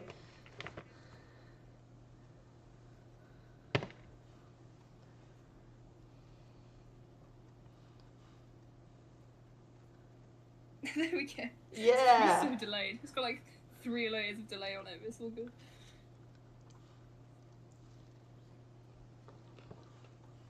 Okay. I'm prepared now. Now I feel involved. You gonna hit us with It's a nice story? and dark. I can hit you with a story. Hold on. Let me pull it up. On here. Okay. So this one's called Stranger Under the Bed. And it's true. So you gotta bear that in mind. Oh wait, we didn't rank the last one. Wait, we have to rank it. 0 out of 10. I'm gonna give it a solid 1 star. I mean, I was giving 5 stars. If we do it out of 10, then it still gets a 1 out of 10. Yeah. They were trying to set something up, but then they just said, "Fuck it, I'm not writing." They set it up and then they didn't do anything. Didn't close. No. There was no closer. I think I'm gonna look at Reddit stories too. Right then, I'm gonna read it in my spooky British voice. Okay. Alright. I am 22, and this incident happened a year and a half ago. I had just moved into my first apartment and was in the process of moving in. The door that led into my apartment locks itself automatically when closed, so I was going to the entrance of the apartment complex to get my mail while talking on the phone with my boyfriend. As I returned to my apartment and sat on the bed while opening the mail while using the phone. I dropped the phone on the floor, and it landed under the bed, so I had to lie on the floor and stretch for it. I saw something that caught my eye. There was someone under my bed. Oh. My eyes widened, and I choked the urge to scream. The person under my bed was lying still, with his back towards me, and his head to his chest, so I couldn't see his face. And he didn't see me. Trying to be rational, while so many thoughts rushed through my head, I picked up the phone, said, "Sorry, I dropped my phone. I'm just going to take a shower and call you back." The bathroom is right by my bedroom, so I hastily walked in, quietly locked the door, turned the shower on, and jumped out my window. My apartment is on the 1st floor. Oh, good. And called the police. They told me to wait nearby, but to go across the street and see if anybody comes out of the door to the apartment complex. This was during summer, and it was still light out. I placed myself across the street, hiding behind a car while watching my open bathroom window and the entry door. I called my boyfriend, and he came to me just before the police. I gave them my keys, and they went inside. Only moments later, 2 cops came out holding a thin and tired-looking man. His eyes looked crazy, but he didn't try to get away. The policeman that had stood beside me and comforted me while the police searched through my house, I was a mess, shivering and crying, told me that the man stood outside my bathroom door with one of my kitchen knives, waiting for me to come out. This man had somehow crept in my entry door while I was getting my mail and hid under the bed. The man that was trying to hurt me turned out to be a homeless person and was placed in a mental hospital. My boyfriend moved in with me the very next day. That's it. God damn, the fact that... Dang. And that's true. Listen, most homeless people aren't looking to harm you. They're usually just down on their luck. Very, very true. But the fact that this guy was like, "Oh, this looks like a nice place to sleep. Oh, I guess I'll stab the guy." I don't know. I don't know. Creepy though. I feel like for the ranking, I feel like true horror, like true horror stories or like true crime stories, always hit just like a little bit harder. I agree. Because it's like the essence of realism. There's nothing like, and it was the boogeyman all along. Yeah. Or and then I woke up, like, you know. I got one from Reddit. I'm on Reddit short scary stories. Okay. This one is titled "My Daughter Won't Quit Asking to See Her Mother Again." I can already tell this is going to go downhill fast. I just like scrolled through it real quick, so like we'll see what we're in store for. This is not what I read previously. Okay. Hammer a nail into your own eye. Cut off your arm using a bandsaw. Swallow some hot coals, and you'll never even come close to experiencing the pain of losing a soulmate. The grief comes in waves, hideous, unending waves. They make you wish you could crawl inside a hole and die. But you don't have that luxury. Or at least I didn't, because my 7-year-old daughter, Alex, still needed me. Jesus, it's me. God, why you gotta do that, Alex? So needy. I'm so needy, I'm so sorry. I'm just in a silly, goofy mood. For those first few nights, we lay together in bed, sobbing until the tears ran out. The sorrow felt like a permanent fixture in our lives. Perhaps we'd linger under the dark storm cloud until I became an old man, her a joyless adult. At the funeral, Alex stood over her mother's grave, heartbroken. I kneeled beside her and asked what I could do to fix this, to ease this terrible burden. Alright, I'm going to do a kid's voice here, so it's going to be interesting. Make it so I can spend more time with Mommy. She said. I hugged her into my chest. I will, darling, I swear I will. My first idea was to hit the books, the kind of books you wouldn't let a preacher catch you with. There were some interesting facts about the occult and witchcraft, but sadly, no way of resurrecting the dead. Could technology provide an answer? I researched Neuralinks, virtual realities, even advanced AI programs, but these systems are all years, possibly even decades away. Geneticists cloned a sheep some years back. Surely they could do the same for a human. It turned out they could, theoretically. However, the process would involve growing a new copy of my beloved. We needed a matured version now. This is so strange. Time only amplified the hurt my daughter felt, and I had come no closer to a solution. Now desperate, I attempted a seance, but achieved little more than a fluttering curtain, which turned out to be the result of a window I left slightly ajar. With that, I resigned myself to failure. There was no other way to spare my daughter from a life filled with pain and misery. But then one night, while she was on the verge of drifting off, as I finished her bedtime story, she said, I'd give anything to see Mommy one last time. That's when the answer hit me. Of course, it was right there all along. How could I have been so foolish? I shook Alex alert and told her to get dressed. She rubbed her eyes and sat up and said, Where are we going? To see your mother. Climbing into the car, I told her there was a way she could reunite with her mom, and that they'd never, ever have to be a part of her again. The sun had risen by the time I returned home, sweaty and exhausted. First thing I did was step into the shower. It had been a long night of grueling work, but worth the effort to fill my daughter's request. I just wish it didn't take so long to scrub the dirt out of my fingernails. That's it. Yeah. It was more of a psychological thriller. See where that was going. Yeah. I mean, as soon as I started, I was like, just kill her. Yeah. That is where that's going. I even I give that a 4 out of 10. Yeah, I was gonna say 3.5, 4. It had some nice build, but again, I feel like the end was so rushed. Tell me about the failed seances. That's what I want to hear about. Give us the details. Come on. It's like in Frankenstein, where he just refuses to tell you how he was bringing people to life. Yeah. Rude. Share the deets, man. Here's one I made earlier.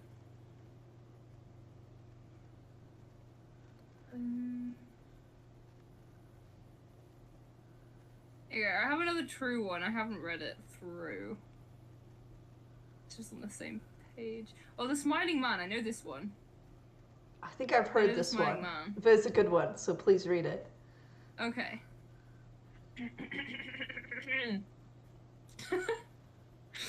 Okay. Yeah, it's definitely this one that I remember. Okay, this is called The Smiling Man. About 5 years ago, I lived downtown in a major city in the US. I've always been a night person, so I would often find myself bored after my roommate, who was decidedly not a night person, went to sleep. To pass the time, I used to go for long walks and spend the time thinking. I spent 4 years like that, walking alone at night, and never once had a reason to feel afraid. I always used to joke with my roommate that even the drug dealers in the city were polite. But all of that changed in just a few minutes of one evening. Good setup, I liked it. Nice. It was a Wednesday, somewhere between 1 and 2 in the morning, and I was walking near a police-patrolled park quite a ways from my apartment. It was a quiet night, even for a weeknight, with very little traffic and almost no one on foot. The park, as it was most nights, was completely empty. I turned down a short side street in order to loop back to my apartment when I first noticed him. At the far end of the street, on my side, was the silhouette of a man, dancing. It was a strange dance, similar to a waltz, but he finished each box with an odd forward stride. I guess you could say he was dance walking, headed straight for me. Deciding he was probably drunk, I stepped as close as I could to the road to give him the majority of the sidewalk to pass me by. The closer I got, the more I realized how gracefully he was moving. He was very tall and lanky, and wearing an old suit. He danced closer still until I could make out his face. His eyes were open wide and wild, head tilted back slightly, looking off at the sky. His mouth was formed in a painfully wide cartoon of a smile. Between the eyes and the smile, I decided to cross the street before he danced any closer. I took my eyes off of him to cross the street. As I reached the other side, I glanced back and then stopped dead in my tracks. He had stopped dancing and was standing with one foot in the street, perfectly parallel to me. He was facing me, but still looking skyward, smile still wide on his lips. I was completely and utterly unnerved by this. I started walking again, but kept my eyes on the man. He didn't move. Once I had put about half a block between us, I turned away from him for a moment to watch the sidewalk in front of me. The street and sidewalk ahead of me were completely empty. Still unnerved, I looked back to where he had been standing to find him gone. For the briefest of moments, I felt relieved, until I noticed him. He had crossed the street and was now slightly crouched down. I couldn't tell for sure due to the distance and the shadows, but I was certain he was facing me. I had looked away from him for no more than 10 seconds, so it was clear that he had moved fast. I was so shocked that I stood there for some time, staring at him, and then he started moving towards me again. He took giant, exaggerated, tiptoed steps as if he were a cartoon character sneaking up on someone, except he was moving very, very quickly. I'd like to say at this point I ran away or pulled out my pepper spray or my cell phone or anything at all, but I didn't. I just stood there, completely frozen as the smiling man crept towards me. And then he stopped again, about a car length away from me, still smiling his smile, still looking to the sky. When I finally found my voice, I blurted out the first thing that came to mind. What I meant to ask was, "What the fuck do you want?" in an angry, commanding tone. What came out was a whimper. What the fuck? Regardless of whether or not humans can smell fear, they can certainly hear it. I heard it in my own voice, and that only made me more afraid. But he didn't react to it at all. He just stood there, smiling. And then, after what felt like forever, he turned around, very slowly, and started dance walking away. Just like that. Not wanting to turn my back to him again, I just watched him go, until he was far enough away to be almost out of sight. And then I realised something. He wasn't moving away anymore, nor was he dancing. I watched in horror as the distant shape of him grew larger and larger. He was coming back my way, and this time he was running. I ran too. I ran until I was off the side road and back onto a better lit road with sparse traffic. Looking behind me then, he was nowhere to be found. The rest of the way home, I kept glancing over my shoulder, always expecting to see his stupid smile, but he was never there. I lived in that city for 6 months after that night, and I never went out for another walk. There was something about his face that always haunted me. He didn't look drunk, he didn't look high, he looked completely and utterly insane. And that's a very, very scary thing to see. There we go. Very nice, Well very done. nice, very nice.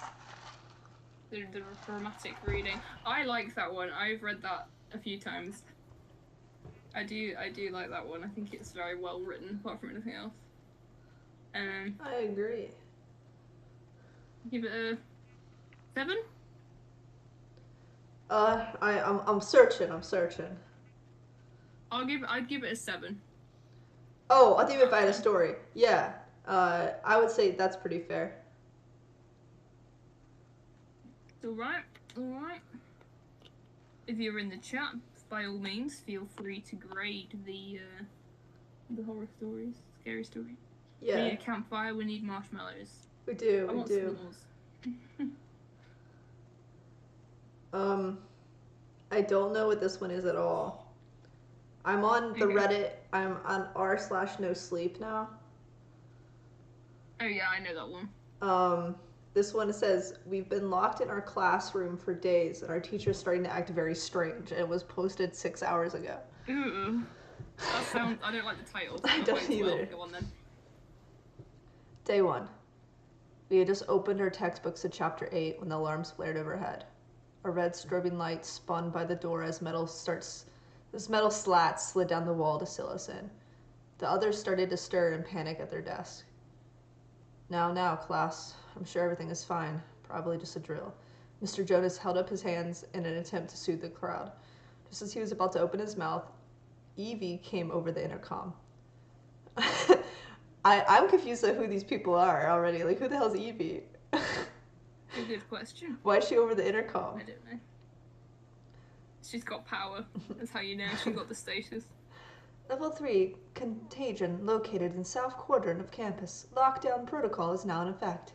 Isolation protocol is now in effect. Oh no. The teacher suddenly looked pale and a little panicked himself. And then they skipped to day 3. So day 2, nothing happens. Day 3, though. I slid my rock across the tiled chessboard to overtake Patricia's bishop. She stuck out her tongue. Why can't I not read right now? Ugh. She stuck out her tongue in defiance as I removed it from the board. I smirked and then shoved another saltine cracker into my mouth. Mr. Jonas said we shouldn't be in here much longer. It was probably just taking the CDC a while to quarantine and eradicate the contagion. He said it must be a pretty nasty virus if they are keeping us locked in our classroom. We have enough snacks for another day or so. It's been difficult to ration properly when all you have are crackers, candy, and canned spray cheese. What a combo. Overall, though, we were keeping our hopes up, which was all we could really do. Staying positive for now. Day 5. The room was starting to smell foul. We designated some buckets in the corner as the bathrooms. They were about half full, beyond putrid. We ran out of food last night. My stomach rumbled with hunger, but I did my best to ignore it. I didn't feel like playing chess or reading anymore. Instead, I just napped at my desk as much as possible to pass the time. I was hoping at any moment I'd be awoken to the doors opening so I could go home. I missed my parents. Mr. Jonas was losing his composure too. He'd been pretty put together up to this point and ensuring we were all calm, but his eyes looked a little wild now, and he kept pacing the room, talking to himself. A few times I heard him cursing under his breath and then reciting prayers. I really hope we get out of here soon. Day 8. Bang, bang, bang. Pounding sound coming from the other side of the classroom pulled me from my dreams. Bang, bang, bang. I stayed still to appear asleep, but cracked my eyes just enough to watch as the biology teacher smashed a chair against the steel door over and over again. Bang, bang, bang. He was really losing it. Let us out of here! Mr. Jonas screamed as he tossed the chair to the side. I cannot do that, sir. A level 3 contagion has What are words? Contagion has been detected. I have sealed off the affected area, but you must stay isolated for your safety. The robotic voice hummed over the speakers. He screeched profanities at the camera at the corner of the ceiling. I'm just picturing like an overhead shot of this grown man just like screaming at a camera, and it's kind of funny. Wait, let me demonstrate. Yeah. Show us, Alex. Exactly. Thank you for that visual. Some of the other boys were becoming aggressive as well. There had been some fights the last couple of mornings. Also, some hands going where they shouldn't be going. What? Back behind the fake... Oh, back behind... Oh, okay, my bad. I should not have cut it off like that. Also, some hands going where they shouldn't be going. Back behind the fake plants and lab equipment. Why are your hands not supposed to be behind those? Why can I not caress the back? Why can't you put your hands behind the fake plants? Yeah. Why are they hiding behind the fake plants? I don't know. Fake plants. If I was hungry, I'd eat the fake plant. You know? Why? Because it looks like a plant, so it would trick my brain into thinking I'm full. This is a fake plant, it's not a real plant. It seemed as if we were slowly devolving, becoming an enclosure of chimpanzees, like ones you see at the zoo, but only hungrier. We needed out or something terrible was going to happen. Okay, we did not come from chimpanzees. Stop this incorrect evolutionary bullshit. Thank you. We had common ancestors. Okay, moving on. I just get mad when people say shit like that. Day 10. We've been on a diet of tap water for the past 5 days. How horrible. Tap water is so gross. You guys have good tap water? We have good tap water, yeah. We can drink all that tap water. Like, we can drink it. It's just not, like, it's not highly recommended that we do. No, yeah, we don't really buy water. We just drink out the tap.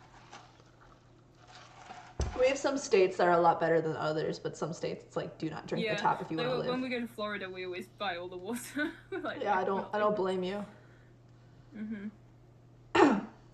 We've been on a diet of tap water for the past 5 days. I felt dizzy every time I stood from my desk. The room would spin and I'd almost black out. I kept my footing by sheer force of willpower. I had this irrational fear that if I passed out, I'd be eaten by my classmates, like a pack of hyenas on a gazelle, feasting on my intestines as they spilled across the tiled floor. It sounded crazy if I said it out loud, but when I looked around the room and saw the hungry faces, I didn't think the idea was too far-fetched at all. Mr. Jonas hasn't said a word in over 12 hours. He's just been sitting at his desk, carving something into the surface with an X-Acto knife.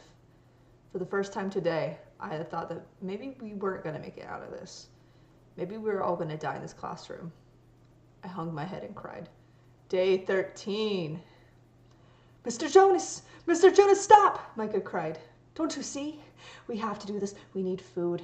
It's Survival 101. When the pack is suffering and food is scarce, they turn on their weakest member. It's simple biology. Survival of the fittest. Griffin? Mr. Jonas had his hands around Trevor's neck, squeezing so hard the boy's eyes were about to pop from his skull.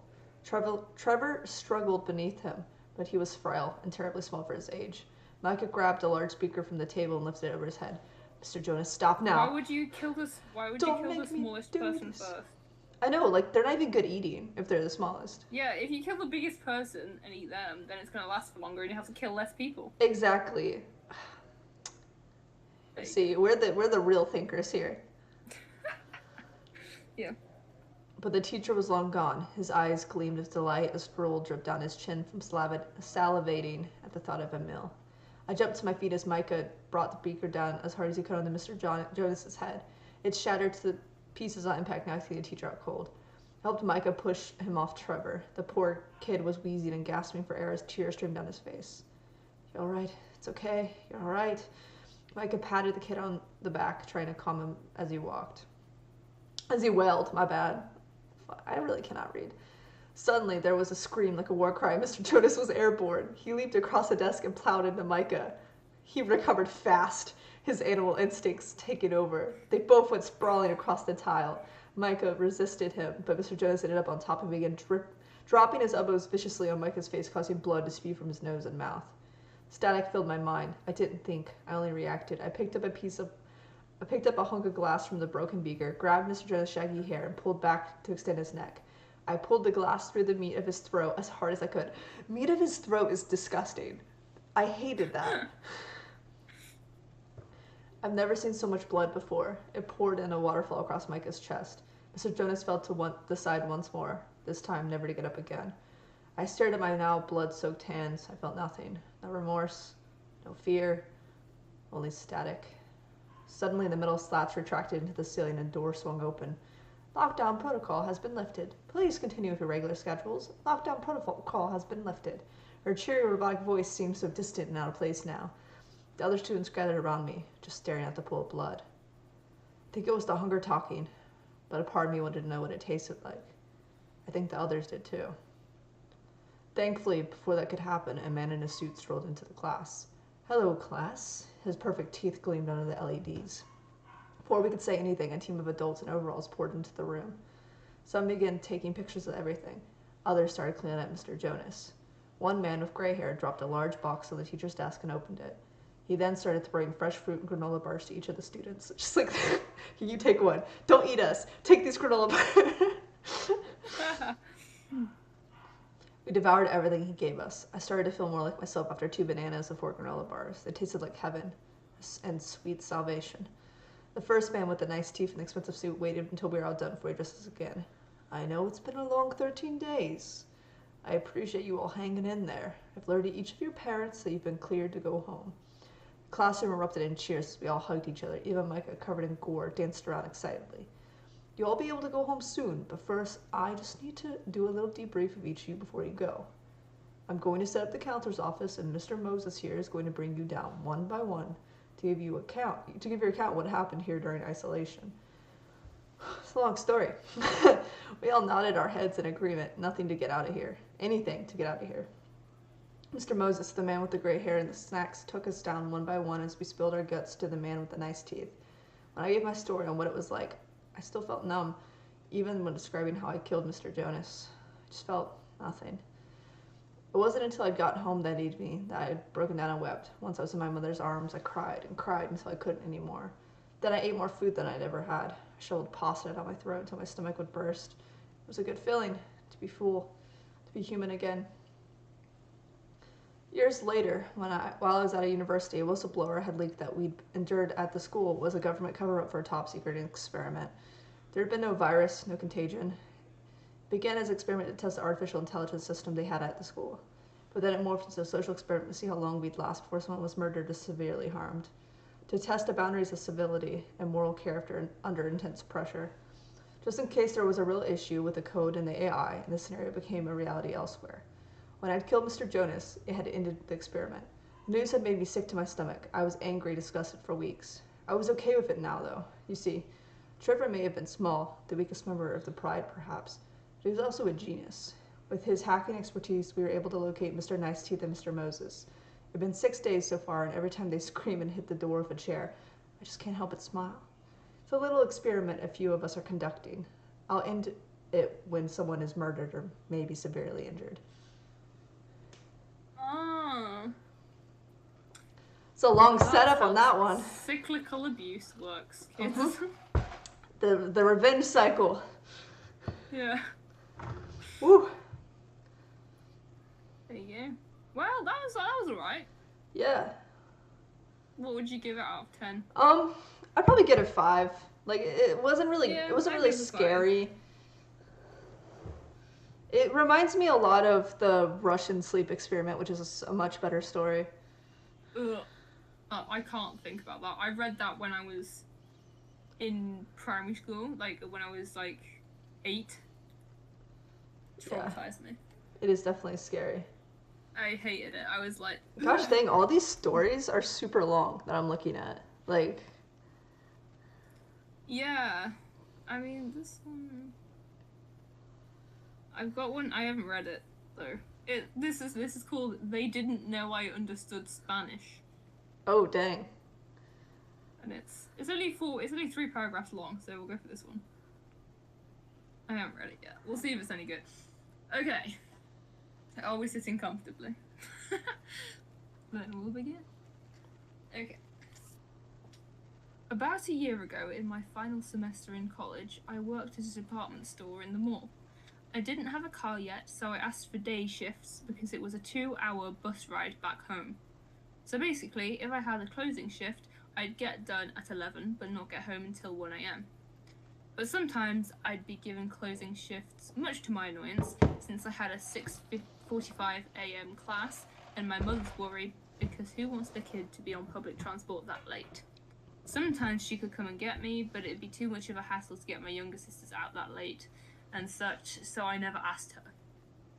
My managers, being the jerks that they were, gave me a week of closing shifts, knowing my situation. I was pissed, but whatever. One night I had just finished my shift, got on the bus, I sat in the back, and was minding my business when my iPod died. I was annoyed, but I just kept my earbuds in and occupied myself by playing a crossword on my phone. About 2 seats behind me, I thought she sat in the back. Never mind. About 2 seats behind me, I hear these guys speaking Spanish. Now, my stepmother is Puerto Rican, so while I understand a fair bit of Spanish, I don't speak it. So I hear them talking, but I don't pay attention because it's rude to eavesdrop, and all until they say, "That black girl up there." Then my ears perk up. I keep my earbuds in so that they don't... Ugh, it's hard to read.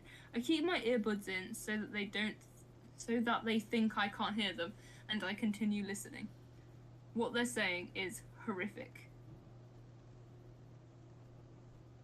To paraphrase, they knew my stop, second to last one before the bus gets back to the terminal, and while my stop is at the front of my neighbourhood, it's got no street lights, and at this time of night, empty. I was about 20 minutes away from home, so I knew I had to act quickly. Since I knew they could see me, they were 2 seats behind me, but like across, if that makes sense. I pretended to play on my phone, oblivious, while I was actually texting my mum. "Mum, can you meet me at the bus stop?" 5 minutes go by, no answers. We're getting closer to my stop, so I decide to call her cell. No answer. I call the house phone, she finally answers. It's about 12:30 a.m, so she was asleep. I try to talk as cheerily and calmly as I can. This was our convo. "Hey Mum, did you get my text?" No. What's up?" "Oh, I sent you a picture of these jeans I'm gonna order online when I get home. I really need your opinion, so I really need you to look since the sale ends at 1 a.m. She gets the hint that I needed to look at herself, so I say goodbye and hope for the best. We get to my stop, and I see my mum's car. I snatch my shit up and hightail it off the bus. I don't even look behind me to see if they're following me. I jump in the car and tell my mum to just go. I look in the rearview and I see the guys staring at the car. The next morning I called my job and told them I quit. No more public transport for me. Thanks to my stepmom for teaching me Spanish. Thanks to Mom for getting the hint. Weird Spanish guys, let's not meet again. Well, I'm glad it ended up okay. Yeah. Because there's a story. Even if people aren't like, I've had people follow me across the grocery store before, and it's not been a malicious thing, and it was enough to scare me. You know what I mean? Like, yeah. When you notice someone following you, it's scary. It's just, even if it's not a thing, like it's not actually happening. Yeah. The moment you clock it, you're like, oh my god, my life is gonna end. Yeah, the moment someone happens to be a couple of places that you are, I'm like, I'm being stalked. Yeah. Yeah. It's not fun. Like, hashtag. I used to do that when I was walking around when I lived in Durham. I don't live there anymore, but I'd just be like walking around at night because it was winter and it got dark early, and I was walking around at night going to the shops and stuff, and there'd just be like a guy walking behind me like 15 meters back, and I'd be like, this is the end. I'm dead. Being a woman. There is no more me. The joys of... They literally like turned off at the next street, and I was like, oh, okay. I guess I'm alive then. The joys of being a woman. Oh yeah, fantastic. Hello, welcome. We're reading scary stories. If you just got here, we played some Minecraft earlier, and yeah, we're just reading scary stories and vibing now. Yeah. I was kind of. Like we need to really get the scary ones. I don't know how to find them. Yeah. I found an article with links to the best stories from No Sleep Reddit, so maybe some of those would be a little better. Have you read The Limping Woman? I don't think so. And then it turns out the scratches didn't come from a bear after all. I feel like I know that one. I'm a search and rescue officer for the U.S. Forest Service. That one's got 8 parts. That one's going to be long as crap. But that's got to be creepy because our state parks are kind of creepy here. Package marked return to sender. So a lot of these say that they're urban legends. Okay. Oh, I just found a load of really long ones, and let's not do that. I can't be bothered. I've always thought about that. Mimicry.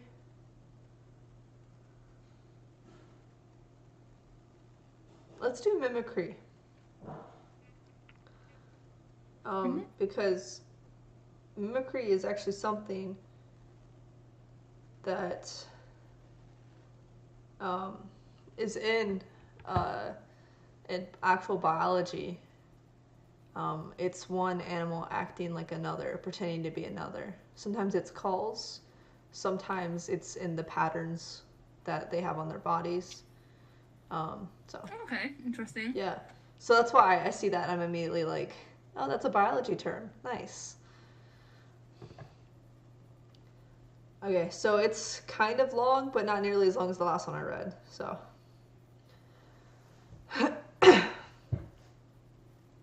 This one's from 6 years ago, so that's how you know it's not bad.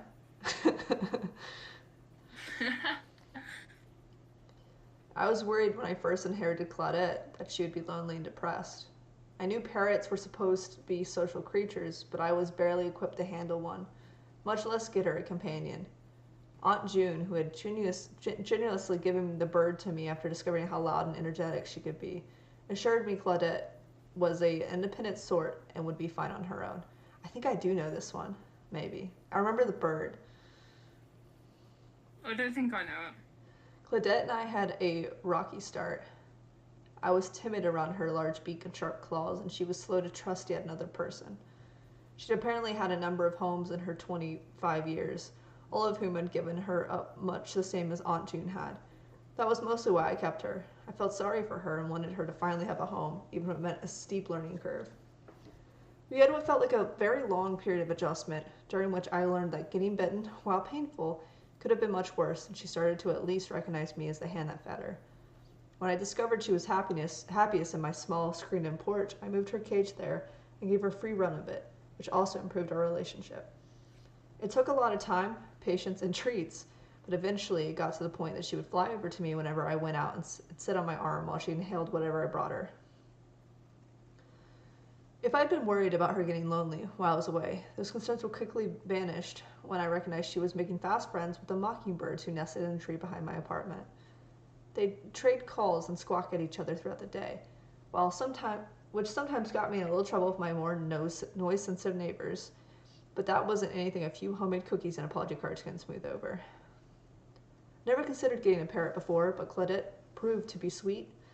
A sweet, smart girl once you got her past her initial orneriness, and I learned that she had a fairly extensive and sometimes colorful vocabulary and was an excellent little mimic. I also found out that, over the course of a few months while I was at work, she'd apparently been teaching the mockingbirds a thing or two. Drink. I was sitting on the porch one evening, giving Claudette a little neck scratch before going in to make dinner, when I heard a soft but very distant voice coming from somewhere overhead. "Shit," it said. I jumped, having not seen or heard anyone approach.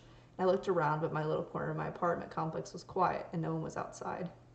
In my lap, Claudette started to bob her head, her feathers ruffling ever so slightly. "Shit," the voice said again. "Shit," Claudette answered. She and the voice went back and forth a few more times, enthusiastically shouting one of her favorite words, until I rushed her inside in embarrassment, and to keep whoever was taunting her from going any farther. It wasn't until I saw one of her mockingbird friends swoop by the porch a few times, obviously in search of Claudette, that I realized the voice I'd been hearing hadn't been someone encouraging her naughty behavior. It had been the mockingbirds mimicking her. Claudette had taught the wild birds to swear. It was going to take a lot more cookies to get back on my neighbor's good side when they figured that one out. Instead of moving her inside, I decided to try and encourage her to use sweeter phrases that I hoped the mockingbirds would pick up. "Hello," I said over and over again. "Hello," Claudette said. "Shit," the mockingbird said. Shit indeed. I hadn't even known mockingbirds could talk much, less how to get them to pick up new words, so I scoured the internet and asked around, hoping for some insight. They just repeat what they hear often, one bird enthusiast replied when I left a comment on a forum.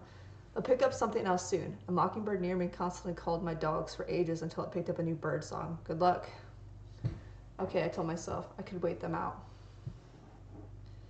In the meantime, I kept working with Claudette to clean up her own language and spent a bit of time every night repeating words to her and rewarding her when she got them right. It took a few more weeks and months, but the swearing was definitely on the decline, and I hadn't heard the mockingbirds repeating her anymore, so I was counting it as a victory. One morning, when I went out to feed her before I left for work, she bobbed and paced around her rung, with her usual enthusiasm, but I noticed she was making these odd, raspy noises like she couldn't quite catch her breath. I took her up on my arm and gave her a quick once-over while stroking her back. "You okay?" I asked. "Hello," she said, and the odd breathing stopped. Oh, static. I waited for a while, almost enough time to make me late, but she seemed fine, and I rushed out to get to work. The next morning, however, the low rasping noises were back. She again came over to me and fluffed and bobbed, all the while making the ragged breathing sounds. Outside, the mockingbirds were responding with usual clicking noises. I didn't pay much attention to them, too concerned for my poor parrot. Unable to leave her again when she was in such obvious state of distress, I called my boss to let her know I had a family emergency and hurried Claudette to the nearby vet. I told him in a quivering voice that I was sure she had some kind of serious illness, and I explained that she was having trouble breathing, and they ushered me into the room to wait for the doctor. When he came in, I again told him about the sounds and begged him to listen to Claudette.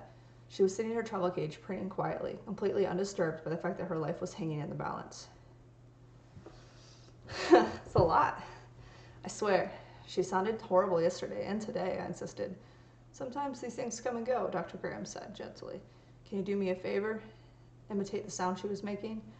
I did as he asked, hoping I'd be accurate enough for him to understand the severity of the situation, and immediately Claudette started to mimic me.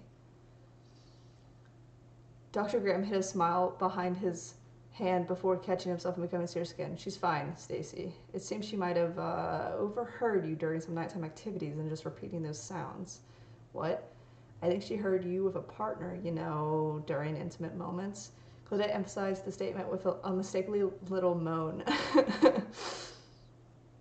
With my face burning bright red, I packed up my bird, mumbled an apology, and thanked him, and practically ran the office. "You've been listening to the neighbors," I accused her, now whistling Claudette on the way home. "Or has someone been playing their TV too loud? How did you learn to make those noises?" It certainly hadn't been for me, that much I knew. Whatever it was, it must have been going on for a while. She was starting to mimic it.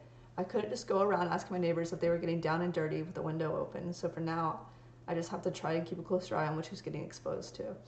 When I released her back to the porch, she squawked a chorus of hellos to the mockingbirds, who sang back and settled on top of her cage for a nap in the sun. Whew.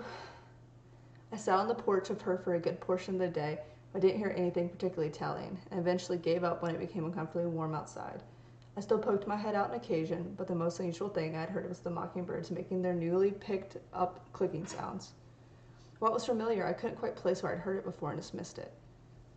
Claudette's heavy breathing sounds started to become a more frequent part of our morning, along with the occasional moan, and every so often she'd mumble to herself, "Pretty, pretty, pretty." At least that was improvement on shit. She and the mockingbirds continued their back and forth, and I got used to clicking noises the same way I had the swearing. It was especially bad in the morning when Claudette was doing what I came to call her breathing exercises. Ragged breathing, click, click, moan, click, click, rinse and repeat until midday. I just had to wait them out, and they'd eventually move on to some new sound to try and drive me crazy. But the more I heard it, the more I realized there was something about the click, which was becoming more defined and distinct every day. I kept nagging at me. I knew the sound. Given a bit of time, I was sure I'd pinpoint exactly what they were imitating, but it continued to elude me. "How's Claudette doing?" my sister asked while we drank wine and had our weekly Thursday night phone call. One second. I'm taking a second break. Good Lord. I'm invested though. I don't know this story. Gotta regain my breathing.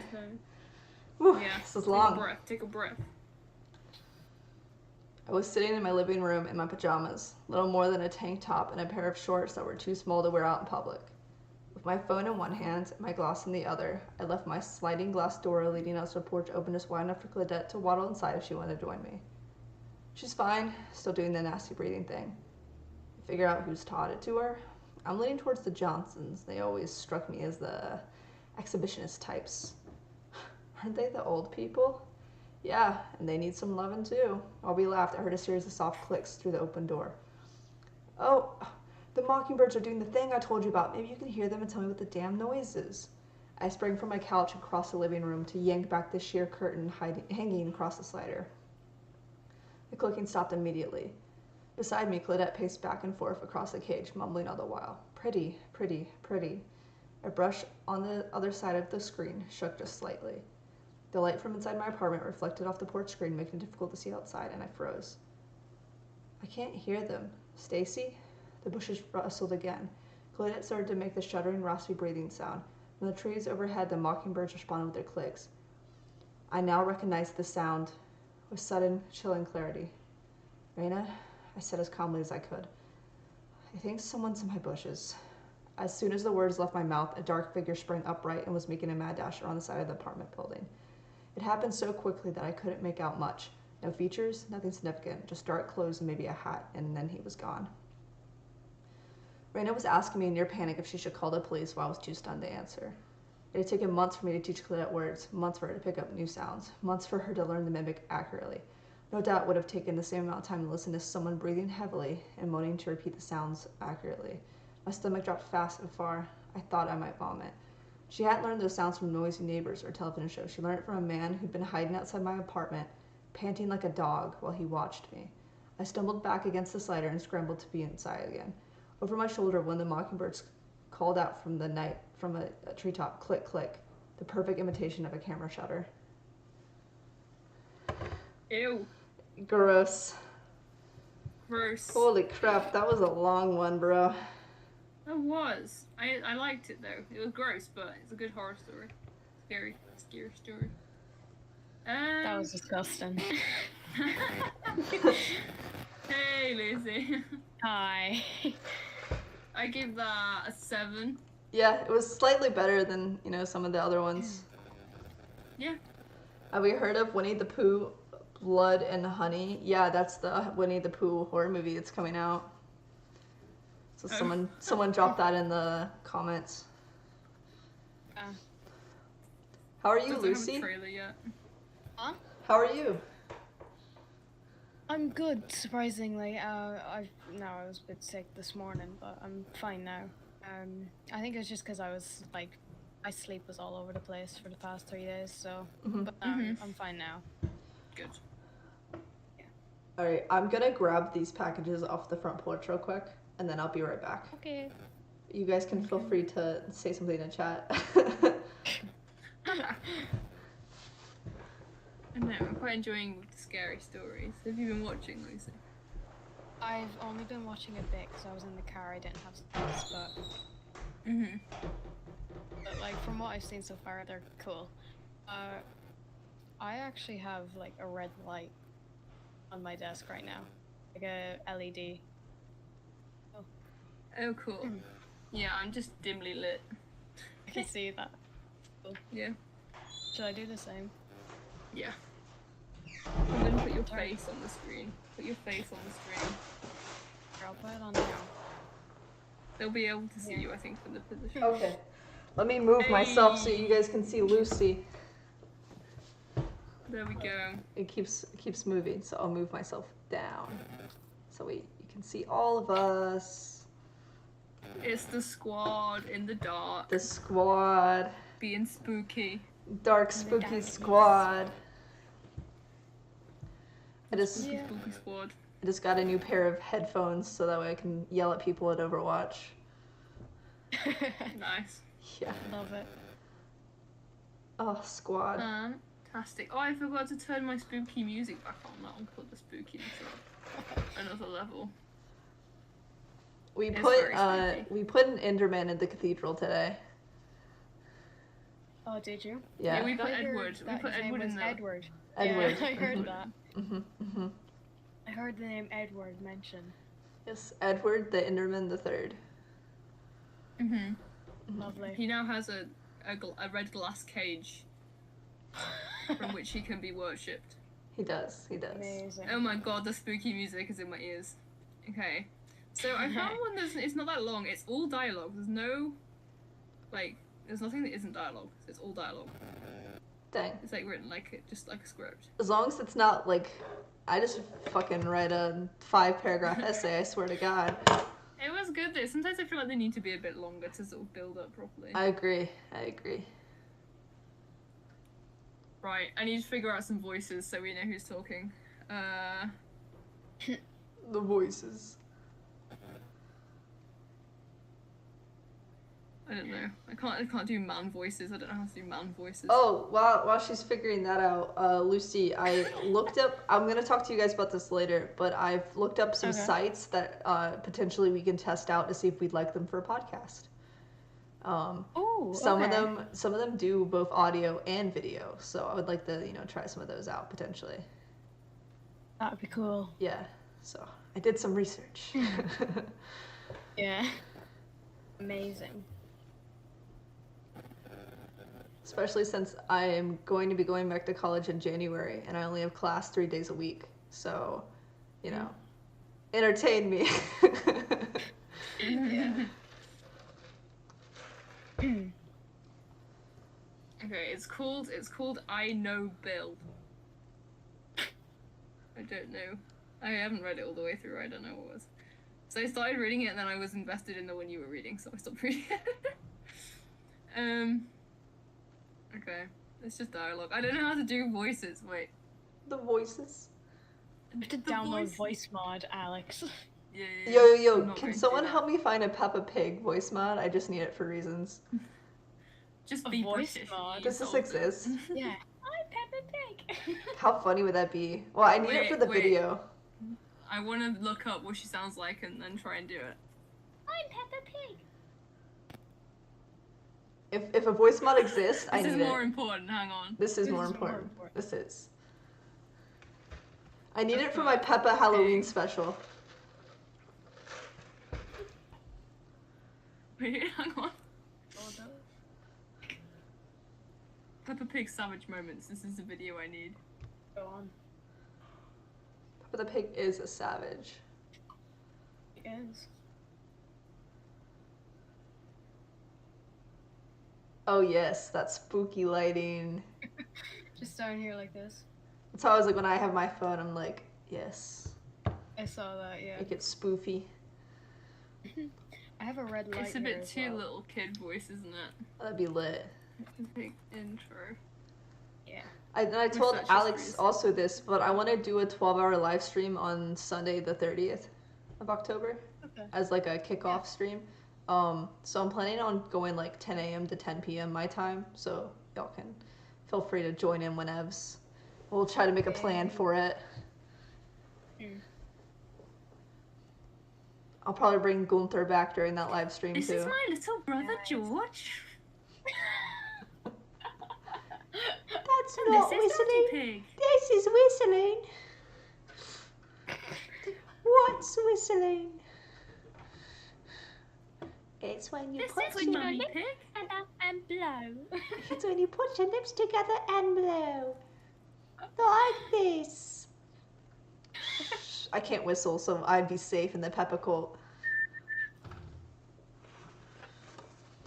It took Like me years this. to learn how to whistle. We're just gonna do a dramatic recreation of all the Peppa Pig episodes.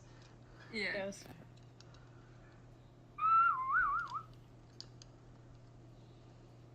She told us to use our imagination. Imagination.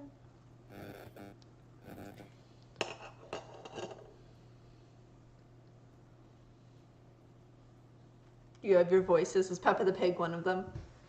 Sorry, I was distracted by watching a Peppa Pig compilation. Oh, you're good. That's relatable. Yeah. There you go.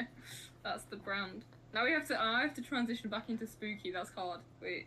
Let me turn. Peppa the let's Pig make is the spooky. music even What do you spookier. mean? She's the spookiest. She's the least spooky ever. She's a spooky. No, Spotify, don't give me adverts. This doesn't help. It does not actually spookiness. I just looked and I just saw where you said get your butts in here long stream to kick off the spooks. Alex. Yeah. Yeah. Yeah. Yeah. I lose subscribers every day. Ay. Glasses come down. It's like not how quick can we gain subscribers, it's how quick can we fucking lose them. Yeah, I mean, we lose like a good 250 per month right now. It's pretty funny. Nice. The Purge! The Purge! The Purge! If you survive the Purge, you're a real one. If you stick around through the Purge, you're the realest. Exactly. Get out of here. What is this? I keep seeing all these TikToks where they go to people at cons and they go, which fandom has the smelliest fans? And they all keep saying My Hero. And it just makes me cry every time I see it.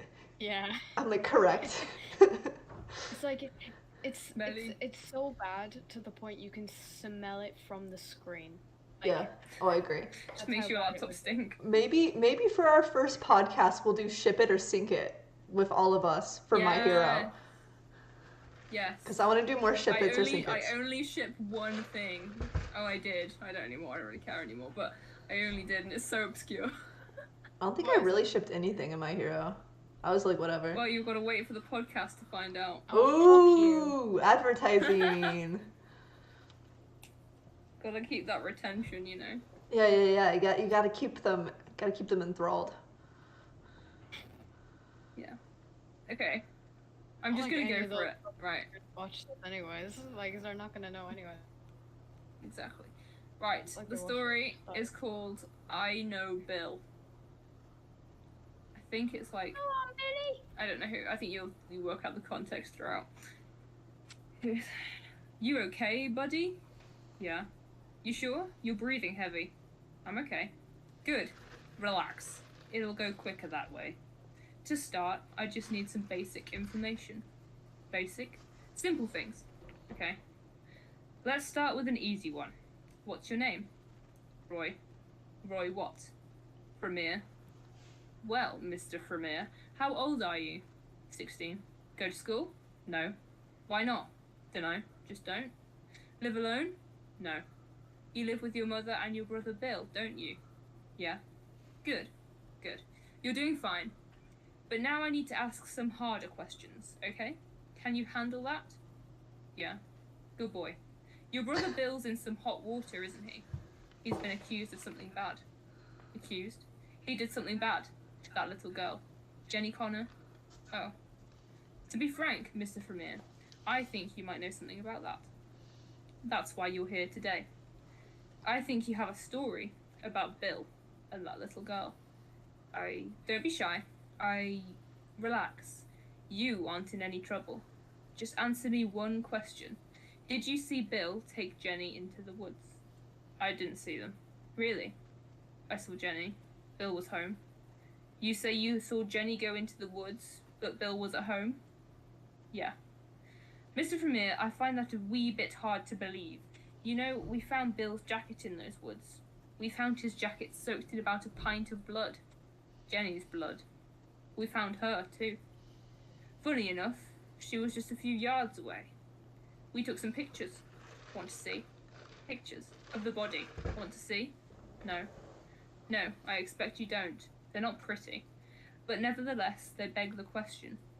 What was Jenny's blood doing on Bill's jacket? And why do a dozen witnesses claim to have seen them leave together from the football game? Witnesses. Mr. Vermeer, I know you followed them from the field. We have it on CCTV. So I ask you again. Did you see Bill take Jenny into the woods? Did you? I didn't. I think you're lying. Bill was home. We go together to football. Bill said take Jenny home. You took Jenny? It was cold. Bill said take Jenny and take my jacket. I said let's go to the woods. Jenny said no. It made me mad. I pushed her. She hurt her head. What? I hid her in the woods. I was scared. I didn't want trouble. She woke up. She was mad and screaming, so I hit her. I hit her so she shut up. And the jacket. Jacket? Bill's jacket. I hid it. Where? Under my bed. Christ, no, not under your bed. Think! For once in your life, fucking think! You hid it in the woods. I hid it in the woods. Yeah, don't forget that, it's important, sorry. When they ask for real, you have to remember. I'm sorry for yelling. I hate seeing you made a fool of is all. I know, Bill. There you go, that's it. So Bill did it, and the other person's taking the fall? Yeah. So I think that was Bill talking to his brother. Mm-hmm. And, like, playing out a scenario, which I didn't realise until I just finished it, so... I was waiting for Sanity to get back so I could tell my real life story. Oh, yeah! Sanity. Okay, hang on. What do we rank the one? What do we rate the one I just read? I'd probably also give it a 7. I like the. Yeah, it's pretty good. I think it was pretty decent. Yeah. I like the twist. What real life story are we talking here? How Becca and Ash nearly got serial killed. How we went to a guy's house to talk about locations for film, and I'm pretty sure he's a serial killer. Oh, okay, lovely. Happened about a year ago. Jesus. Yeah, so I was waiting for Sanity. Sanity was so intrigued, but had to go. Oh. You got a scary. Tell it again. Yeah, well that's true. You got a scary story, Lucy? So. I found a couple short ones. But, yeah, we like the short ones. They save your lungs. They do. This is a Ouija board one. It's really, really short. Okay, I'm interested. Okay. In high school, my friends and I were messing around with a Ouija board one night. We had done it before and nothing remarkable had ever happened. We usually did it to try and scare each other or our girlfriends. We all thought it was a joke. That night there was no one else home except the 7 of us, and we were all together around the board. One of the girls there wanted to try it. She said she had never done it before. This time was different. The board misspelled some of the words the same way every time. It gave answers that seemed really historically accurate for our town, things we neither knew or cared about. Long story short, the spirit, and it was a 10-year-old boy who had died on the property in the 1800s, was buried there too in an unmarked grave. My friend's house was on a farm in the edge of the town. We were all a little freaked out because the board had never been so detailed and consistent. However, we were still skeptical and we were all assuming one of us was trying to scare the rest. Finally, my friend asked if the spirit could do something to prove he was there with us. It went to yes, and then it spelled out knock. Then the planchette stopped moving.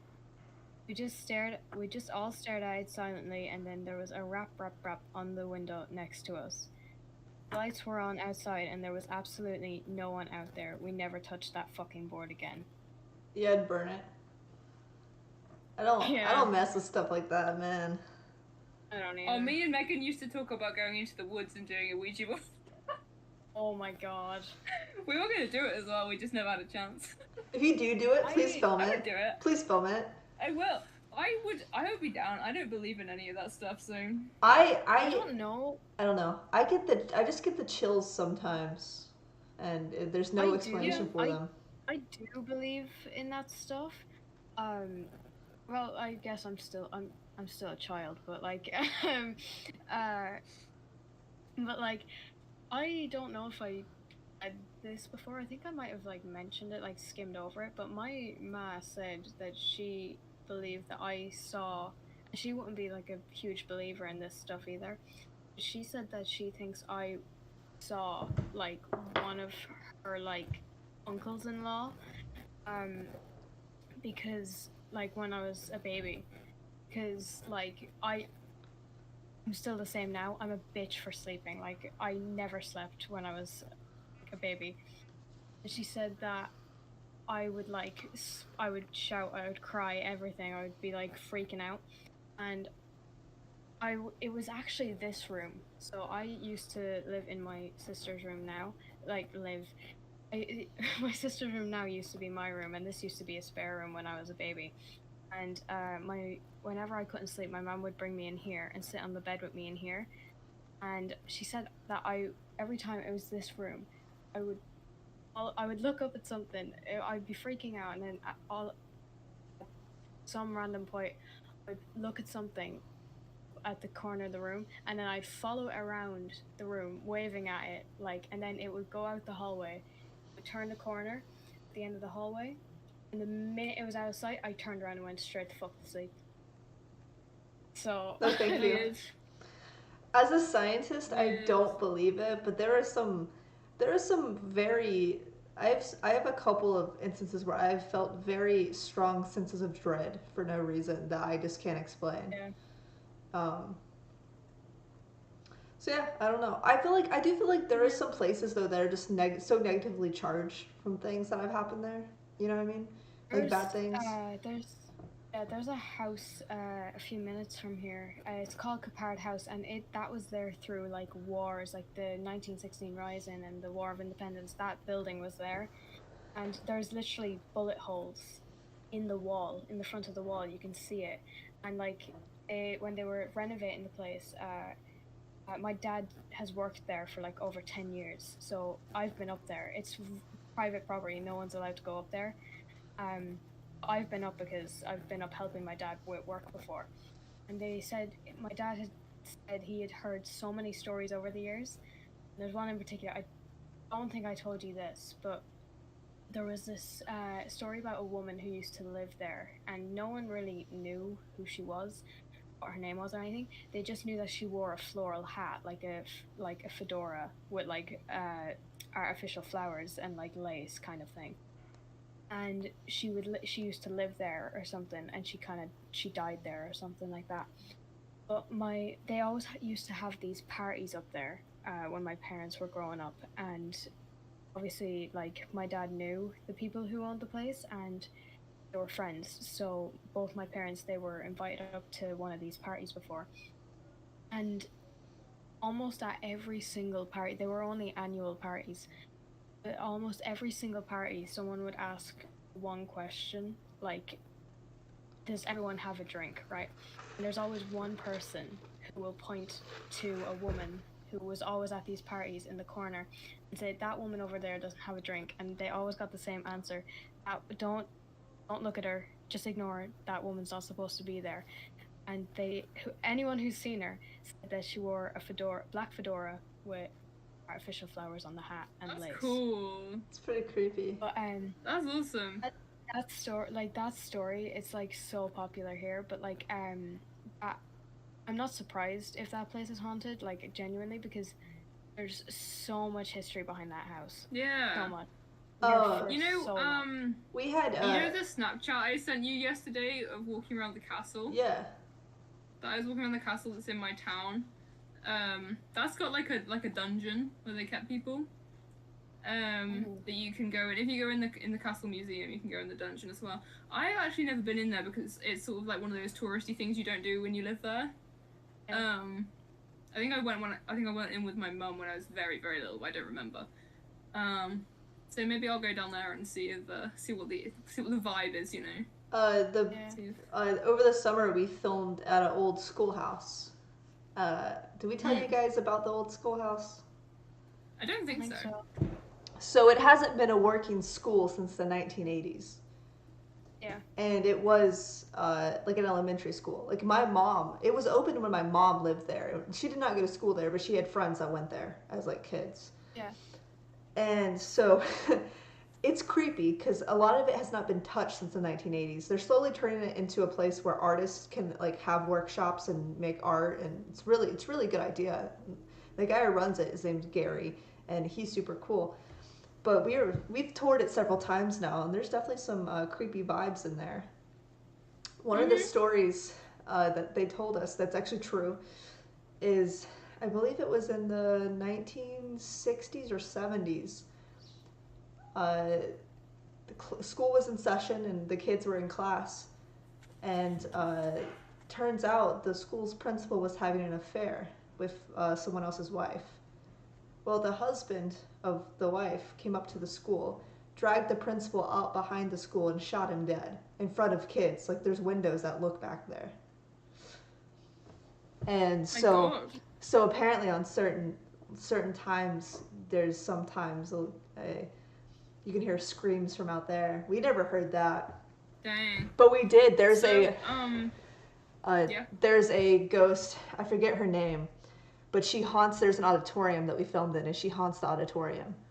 and Gary told us about her. I forget her name, but every time we went in the auditorium, we had to greet her.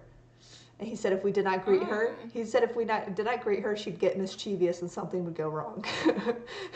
So we'd walk in the auditorium, we're like, hello, and I forget what her name was. And I'm like, Ashley's gonna look at the footage, and there's just gonna be a random woman in the back of the footage that none of us are gonna know. Oh, can you imagine though? She's like going through like color correcting. She's like, that is not supposed to be there. I think she would die. Yeah. At my when I was in sixth form, we had a shared campus, so I'd have most of my lessons at my school where I'd been for my entire high school years, and then I had half a subject at the other school. Some people had like majority at that one, some people had majority at my school, some people had to split down the middle, even half and half.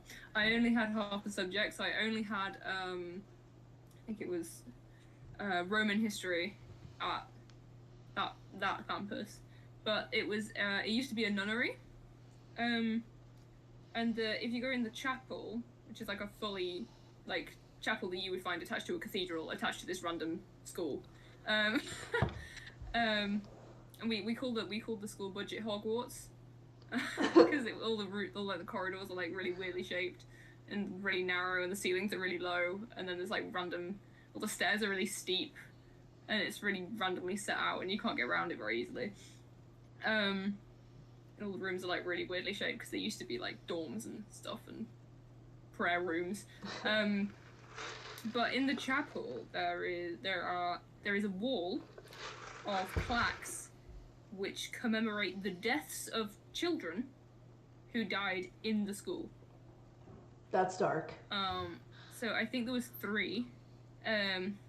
One of which I don't actually know if this is true, but this is sort of like the thing that everybody said about it. Is one of them was, I don't actually know whether this is a kid or it was actually one of the nuns, that somebody got pushed off the top of the staircase.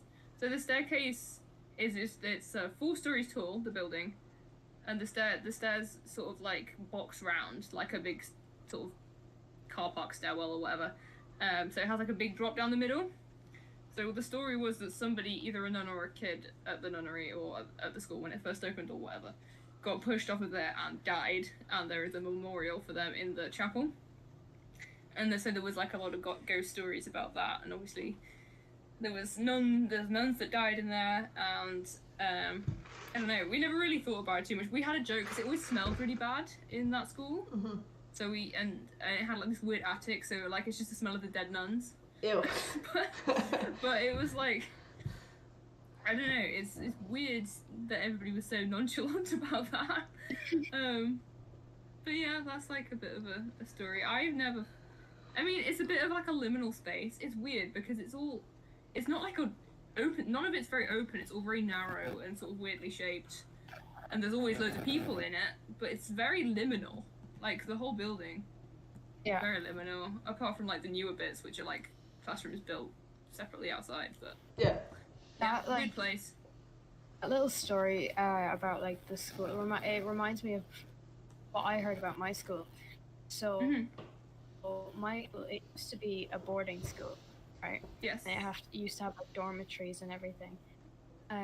But it was like apparently, like, this is what I've been told anyways, it used to be brutal. Like, there's a sports complex outside, like across the parking lot of my school, and we go in there to do like PE and stuff, but there's classrooms in there too.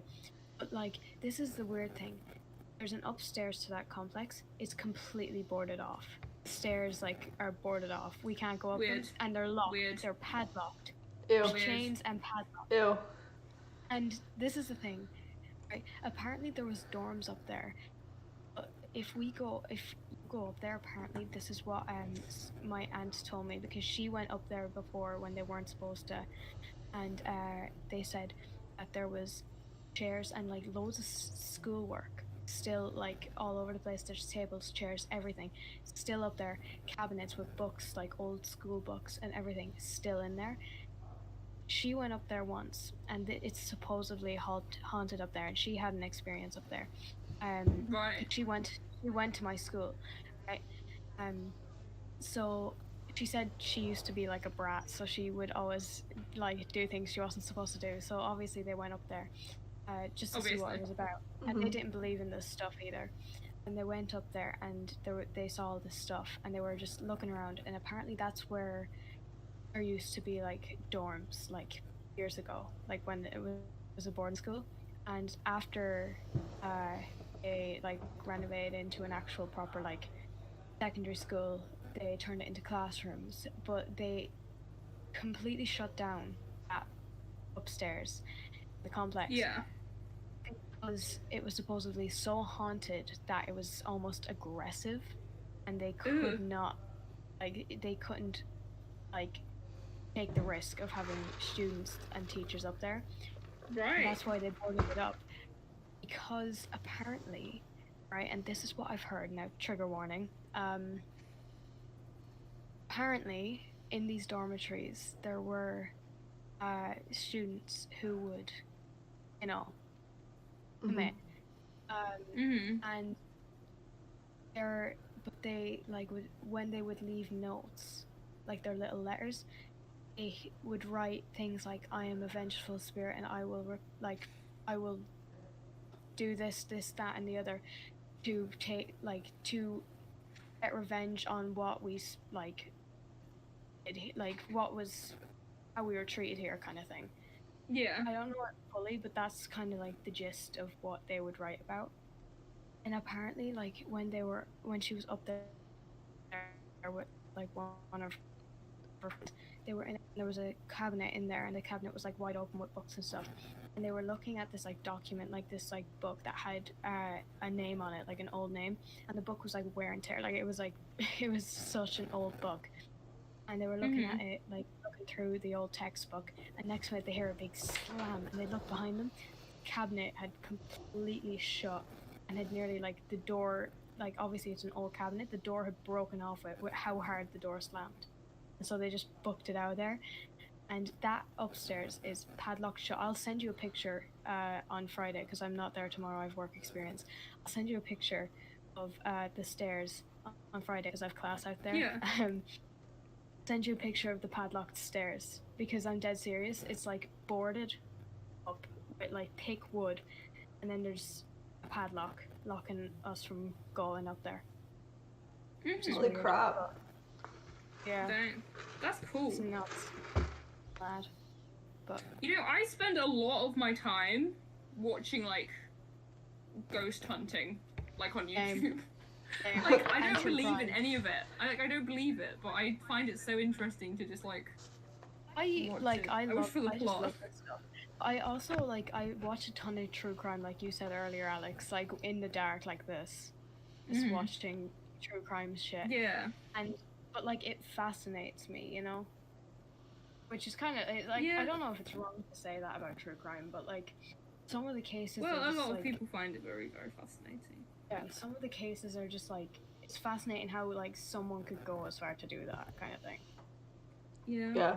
I mean, I was just thinking. I was talking about a place in the nearest town that's near me, but even in the village that I live in, there's lots and lots of history. There's a church with a crypt that has, and it has a graveyard, or cemetery, I should say. No, I think it's a graveyard. I think it's a graveyard. It's got a church attached, and it's a cemetery if it doesn't have a church attached. So it's a graveyard. I think it has a graveyard that has like I was just looking it up. It has it has stones dated back to 750 AD. Oh Lord. So it's pretty damn old. Yeah. There's loads of history around here, and then there's the hall that has a lot of history, which I will not go into, but it has a lot of thing. I was trying to find if there's any like ghosts and stuff on, but I think they're all a bit posh to talk about that sort of thing. But yeah, don't know. Interesting, very interesting. Yes. I think you should tell your story about your serial killer now. I think we've waited quite long enough. Okay. Yeah. Alright, I'll tell Sometimes it. you can always watch the stream back. I could always tell it again. Yeah. So, I'm in suspense now. So before White Girl Apocalypse season 2 was scrapped and turned into Deceased, we were looking for a location to make the safe zone. Our like main qualifications was it has to be somewhere that, you know, is kind of enclosed. You know, like it makes sense to call it a safe zone, right? We need like some kind of barrier walls, and if it has a gate, fantastic. If not, we could build one. That was our whole like goal, right? And we ended up, well, and for Deceased, we ended up at a place called the School Bus Graveyard, which is great because our walls are literally buses, so it looks cool as shit. But so before this, we reached out to some people we had already casted, and these are people we worked with before, and we were like, hey, does anyone happen to know of a place that, you know, has a fence that, you know, we could film in? We'd be filming there when it was gonna be season 2 filming. We were gonna be there for like a month basically, because we were trying to film 8 episodes. I'm so glad we did do that. I would probably be dead right now. Filming the pilot was a much better idea, just all around. And so one of the ladies we'd worked with before was like, hey, I have this friend. His name is Buffalo. I'm not joking. His name is Buffalo. She was like, he owns some land in North Carolina. And she's like, when I mean land, she's like, I mean, he owns like an entire mountain. And she's like, I could get you in contact with him, and you guys could probably work out something because he's really chill. Because of course I was like, you know, we're willing to obviously like rent it if we're gonna be there that long. Like I'm not gonna be like, give this to me for free for a month. But so we got his number. She contacted him first, and then Ashley contacted him. And she texted him a little bit, and then we had a phone call with him, and he seemed like okay over the phone call.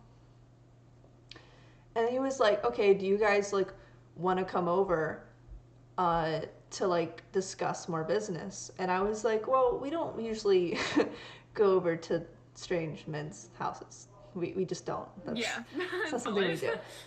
And he was very adamant about it, and we were like, okay, we'll come over.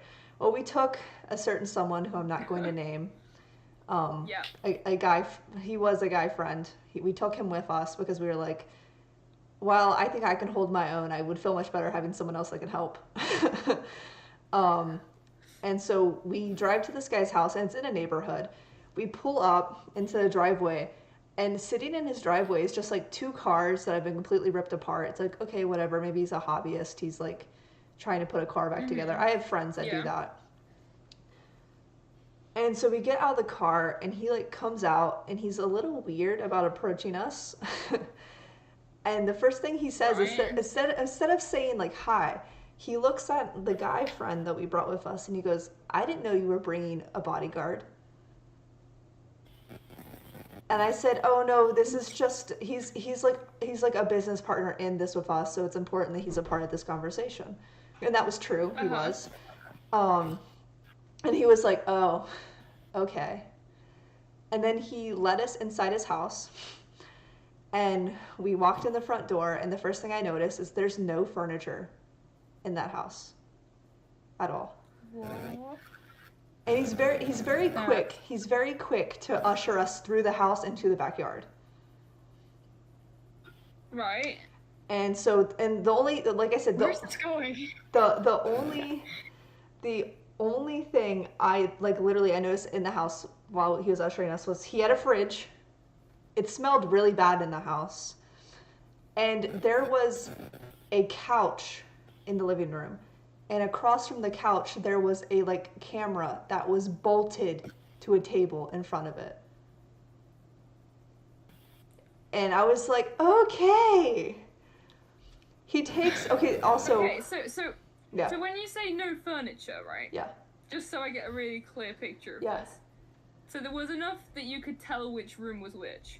No, there was literally just a fridge in the kitchen area, and I only know it's a kitchen area because there was like an oven. But like, and then there was like this big, the foyer of the house was just a big empty room. There was nothing in it. And then off from the kitchen, there was what you would consider the living room, and it was just the couch with the camera bolted in front of it. Did it have like a floor, like a proper floor? Yeah, it had a wood floor. Right. Yeah. Okay. Because I was picturing like fully abandoned building, nothing in there. Yeah. Whatsoever. There's no doors.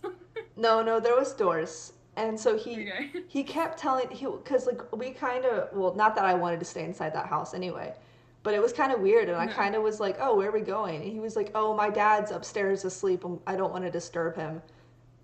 And okay, first off, this man is like in his 50s. If that man has a woman in his attic.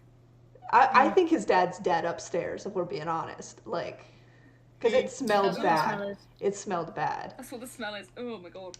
So he takes us in. Composition. He takes us into his backyard, and this Buffalo.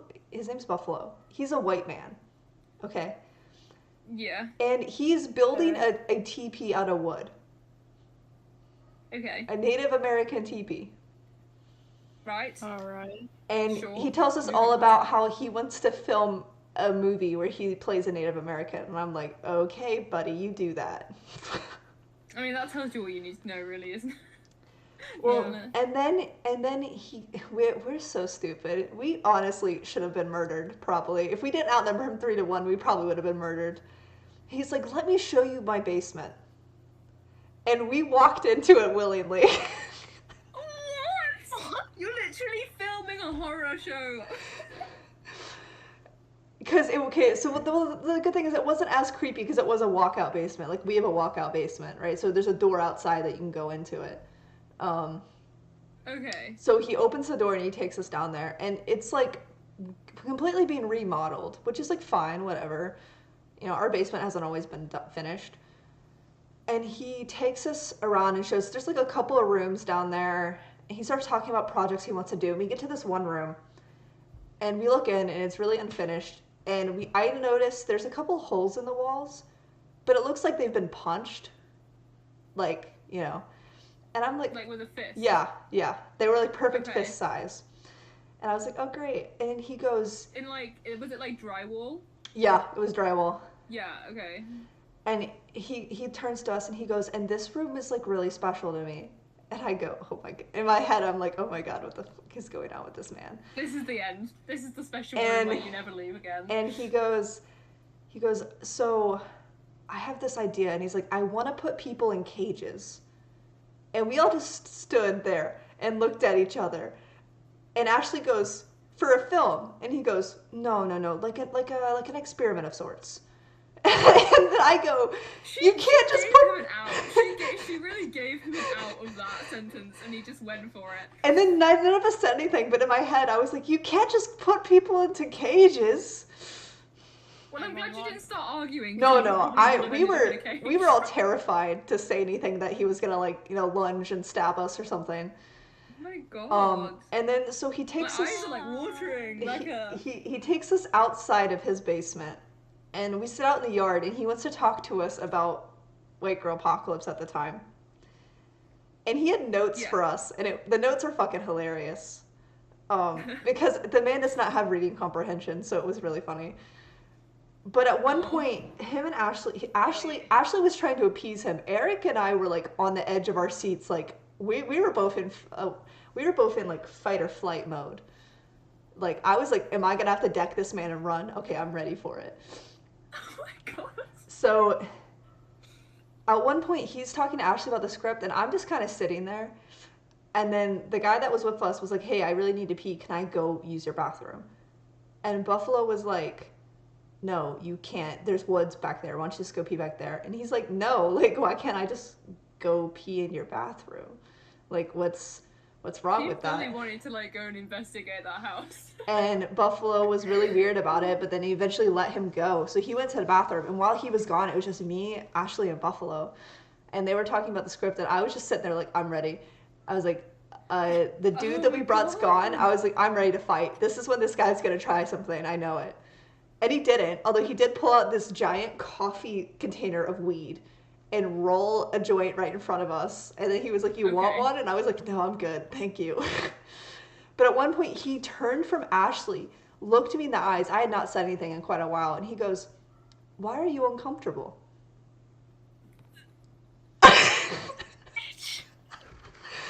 That makes me want to like curl up into my skin. And I was like, oh, I just like ignore the fact that I said I wanted to just put people in cages for experiments a few minutes ago. Yeah, literally. He literally looked me. He literally, that guy. bro. He looked me in the eyes. Can you imagine? Lucy, look me in the eyes. Lucy, look me in the eyes. Imagine you just not talk to me for like 10 minutes and I was showing you my creepy house. Why are you uncomfortable?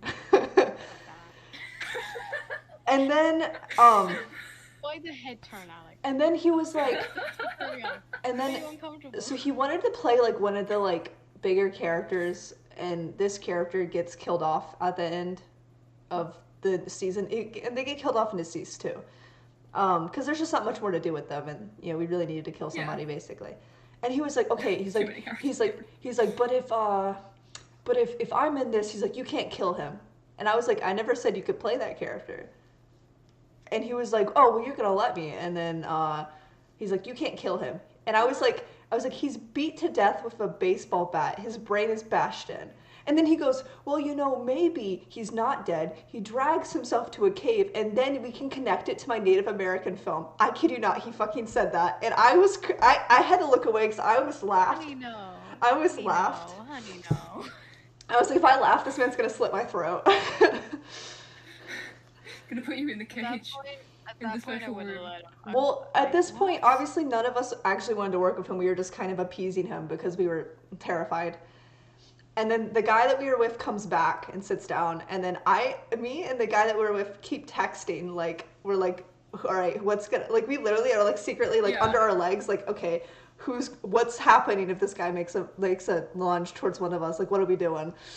And at one point, after he gets through the script and gives us his notes, which like I said are hilarious, he was like, okay, he's like, I'm really into this. He's like, so the land that I own it with a buddy up in North Carolina.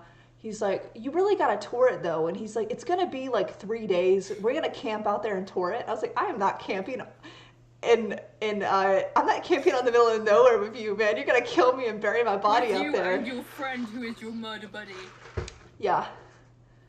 Well, then he made some comment. He was like, yeah, he's like, my friend's kind of a horn dog. And I was like, why would you say that? Like, you're already in our radar. Now you're friends with a rapist? Like, yeah. But, and then he was terrifying. And then he was like, oh, he's like, you guys want to do some stunt stuff? And I was like, yeah. He's like, well, he's like, as long as they sign a liability, he's like, and you know, if something happens, he's like, I can take care of it. He's like, don't worry about it. He's like, we have ways to take care of things. And I was like, he's going to kill someone and bury their bodies out there. So let's be clear. This man said, oh, you want to do stunts? If you accidentally kill somebody, he said I'll put it in my basement. Yeah, he said he'll take care of it. I'll put it upstairs with my dead dad. And so and then the worst, to me, one of the worst comments was, we were leaving, finally. We're like, oh, we have to go. I made up some excuse about our parents, like, needing us. And I was like, oh, we really got to get going back. Like, Mom really needs us to go do this thing. And he was like, oh, that's too bad. He was like, you know, typically when people come over here, he's like, after they meet me once, they never want to come over and hang out again. And I'm like, yeah, no freaking wonder, dude. You're a serial killer. Yeah, he just said that because the people who come over and meet him never go anywhere else again. Yeah. But then and then he decides to like escort us to our car, I guess, because he's afraid we're going to mess with something. I'm like, dude, I want to get out of here. I'm not going to mess up anything, I promise. He looks me dead in the eyes. Me. Not Ashley, not the guy with me. And he goes, do you know how to shoot a gun? And I said, yeah, I've been shooting a gun since I was 4 years old. I am a yee American, okay? And he was like, he just nodded, and he was like, okay then. And that was it. And so we got in the car, and we drove home, and his house is like an hour from where we live, thankfully. We were in the car, and we were just like dead silent. So thankfully, I'd rather have a bit more distance if I were you. I mean, yeah, but like, he doesn't know where we live, so it's a good thing. And we were just like quiet for a while, and then I turned to the guy we're with, and I go, okay, you went in his house without him. What did you see? Yeah, that's what I want to know. So he said when he went to the bathroom, he said there was part of the wall missing and there was something clearly stashed behind it in plastic. I mean, it was probably more weed. It was probably drugs. It was probably hardcore drugs. This guy was definitely also hardcore on drugs. Okay. And he was like, but, you know, he's like, the smell was a lot worse, like, the further you go into the house. And I was like, yeah, I could imagine that. And he said that, like... What did he say it smelled like, though? Did it smell like a dead person? It smelled like something rotting, for sure. Oh, decomposition. Yeah. Because I've smelled rotting things before. Yeah, you know what that smells like when you smell it, let me tell you. Yeah. I work in agriculture. There's dead rats everywhere. You know when there's a dead rat. You're gonna know when there's a dead human. Yeah. My granddad, like, he owns a farm, and, like, the smell out there when there's, like, a dying animal is absolutely putrid. It is disgusting. It's so There distinct. was a rat stuck in the roof of the tractor the other day. Ew. And it was, like, rattling around, and then it stopped, and it was like...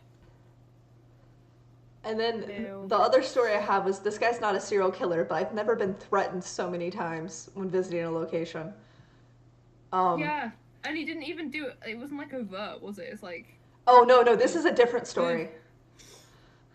Oh, okay. No, that guy was just creepy, and he's definitely a serial killer, and we all agreed. And we all came home and basically just kind of sat there. His dad. Yeah, his dad's dead for sure. My one friend said I ought to send his address to the cops for a wellness check. And I was like, do it now that it's been a year so that he forgets that we were there. But yeah. So this other one was this was this summer, you know, shit hit the fan. You guys know it. That's as much as I'm saying regarding that. But we were looking for a location last minute for the safe zone. And like I said, we ended up at the school bus. It's always the safe zone. It's where we meet the fucking creepy ass threatening people. Don't know why. This guy wasn't creepy. He just literally threatened to shoot me like 15 times.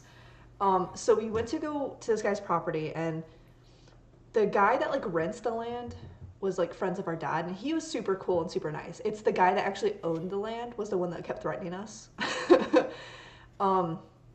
So the guy that rents the land was like taking us around and was super nice, and then the guy that owns the land, he came down on his little dune buggy, and he basically was like, if you do this, you'll get shot. If you do this, you'll get shot. If you park in the wrong area, I'll shoot you. If you don't turn the lights out, I'll shoot you.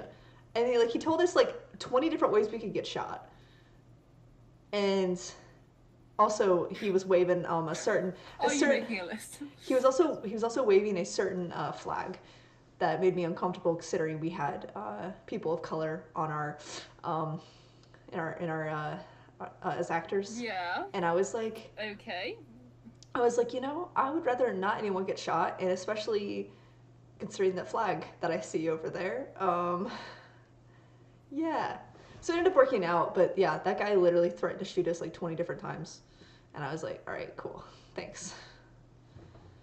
He was interesting. Not as good as Buffalo. Not as good as Buffalo, but that guy was interesting. How are you alive? I think it's honestly just pure luck. Freaking whack. Buffalo's gonna come for your ass. Bro, he literally is though. He was so whack. I'll have to tell the story to Sanity sometime if Sanity doesn't see this. But it was just the most uncomfortable I've ever been, like, in a situation. Ashley was a lot better at it. She was a lot more calm than I was. I was like, I'm picking up all the vibes this man's putting down, and they're not good. Oh my god. That part where you said about no, denied. You know the way when you meet someone you can just genuinely tell? Yeah. Like, oh. Like that kind of way. I can kind of get that though. Especially with like the whole like. Especially if he's got a completely empty house and it's I think the basement was being remodeled for a completely different reason, instead of just for the sake of remodeling it. That's all I'll say. Well, I mean, he wants to put the cages down there. Why would you remodel your basement before your actual house? True.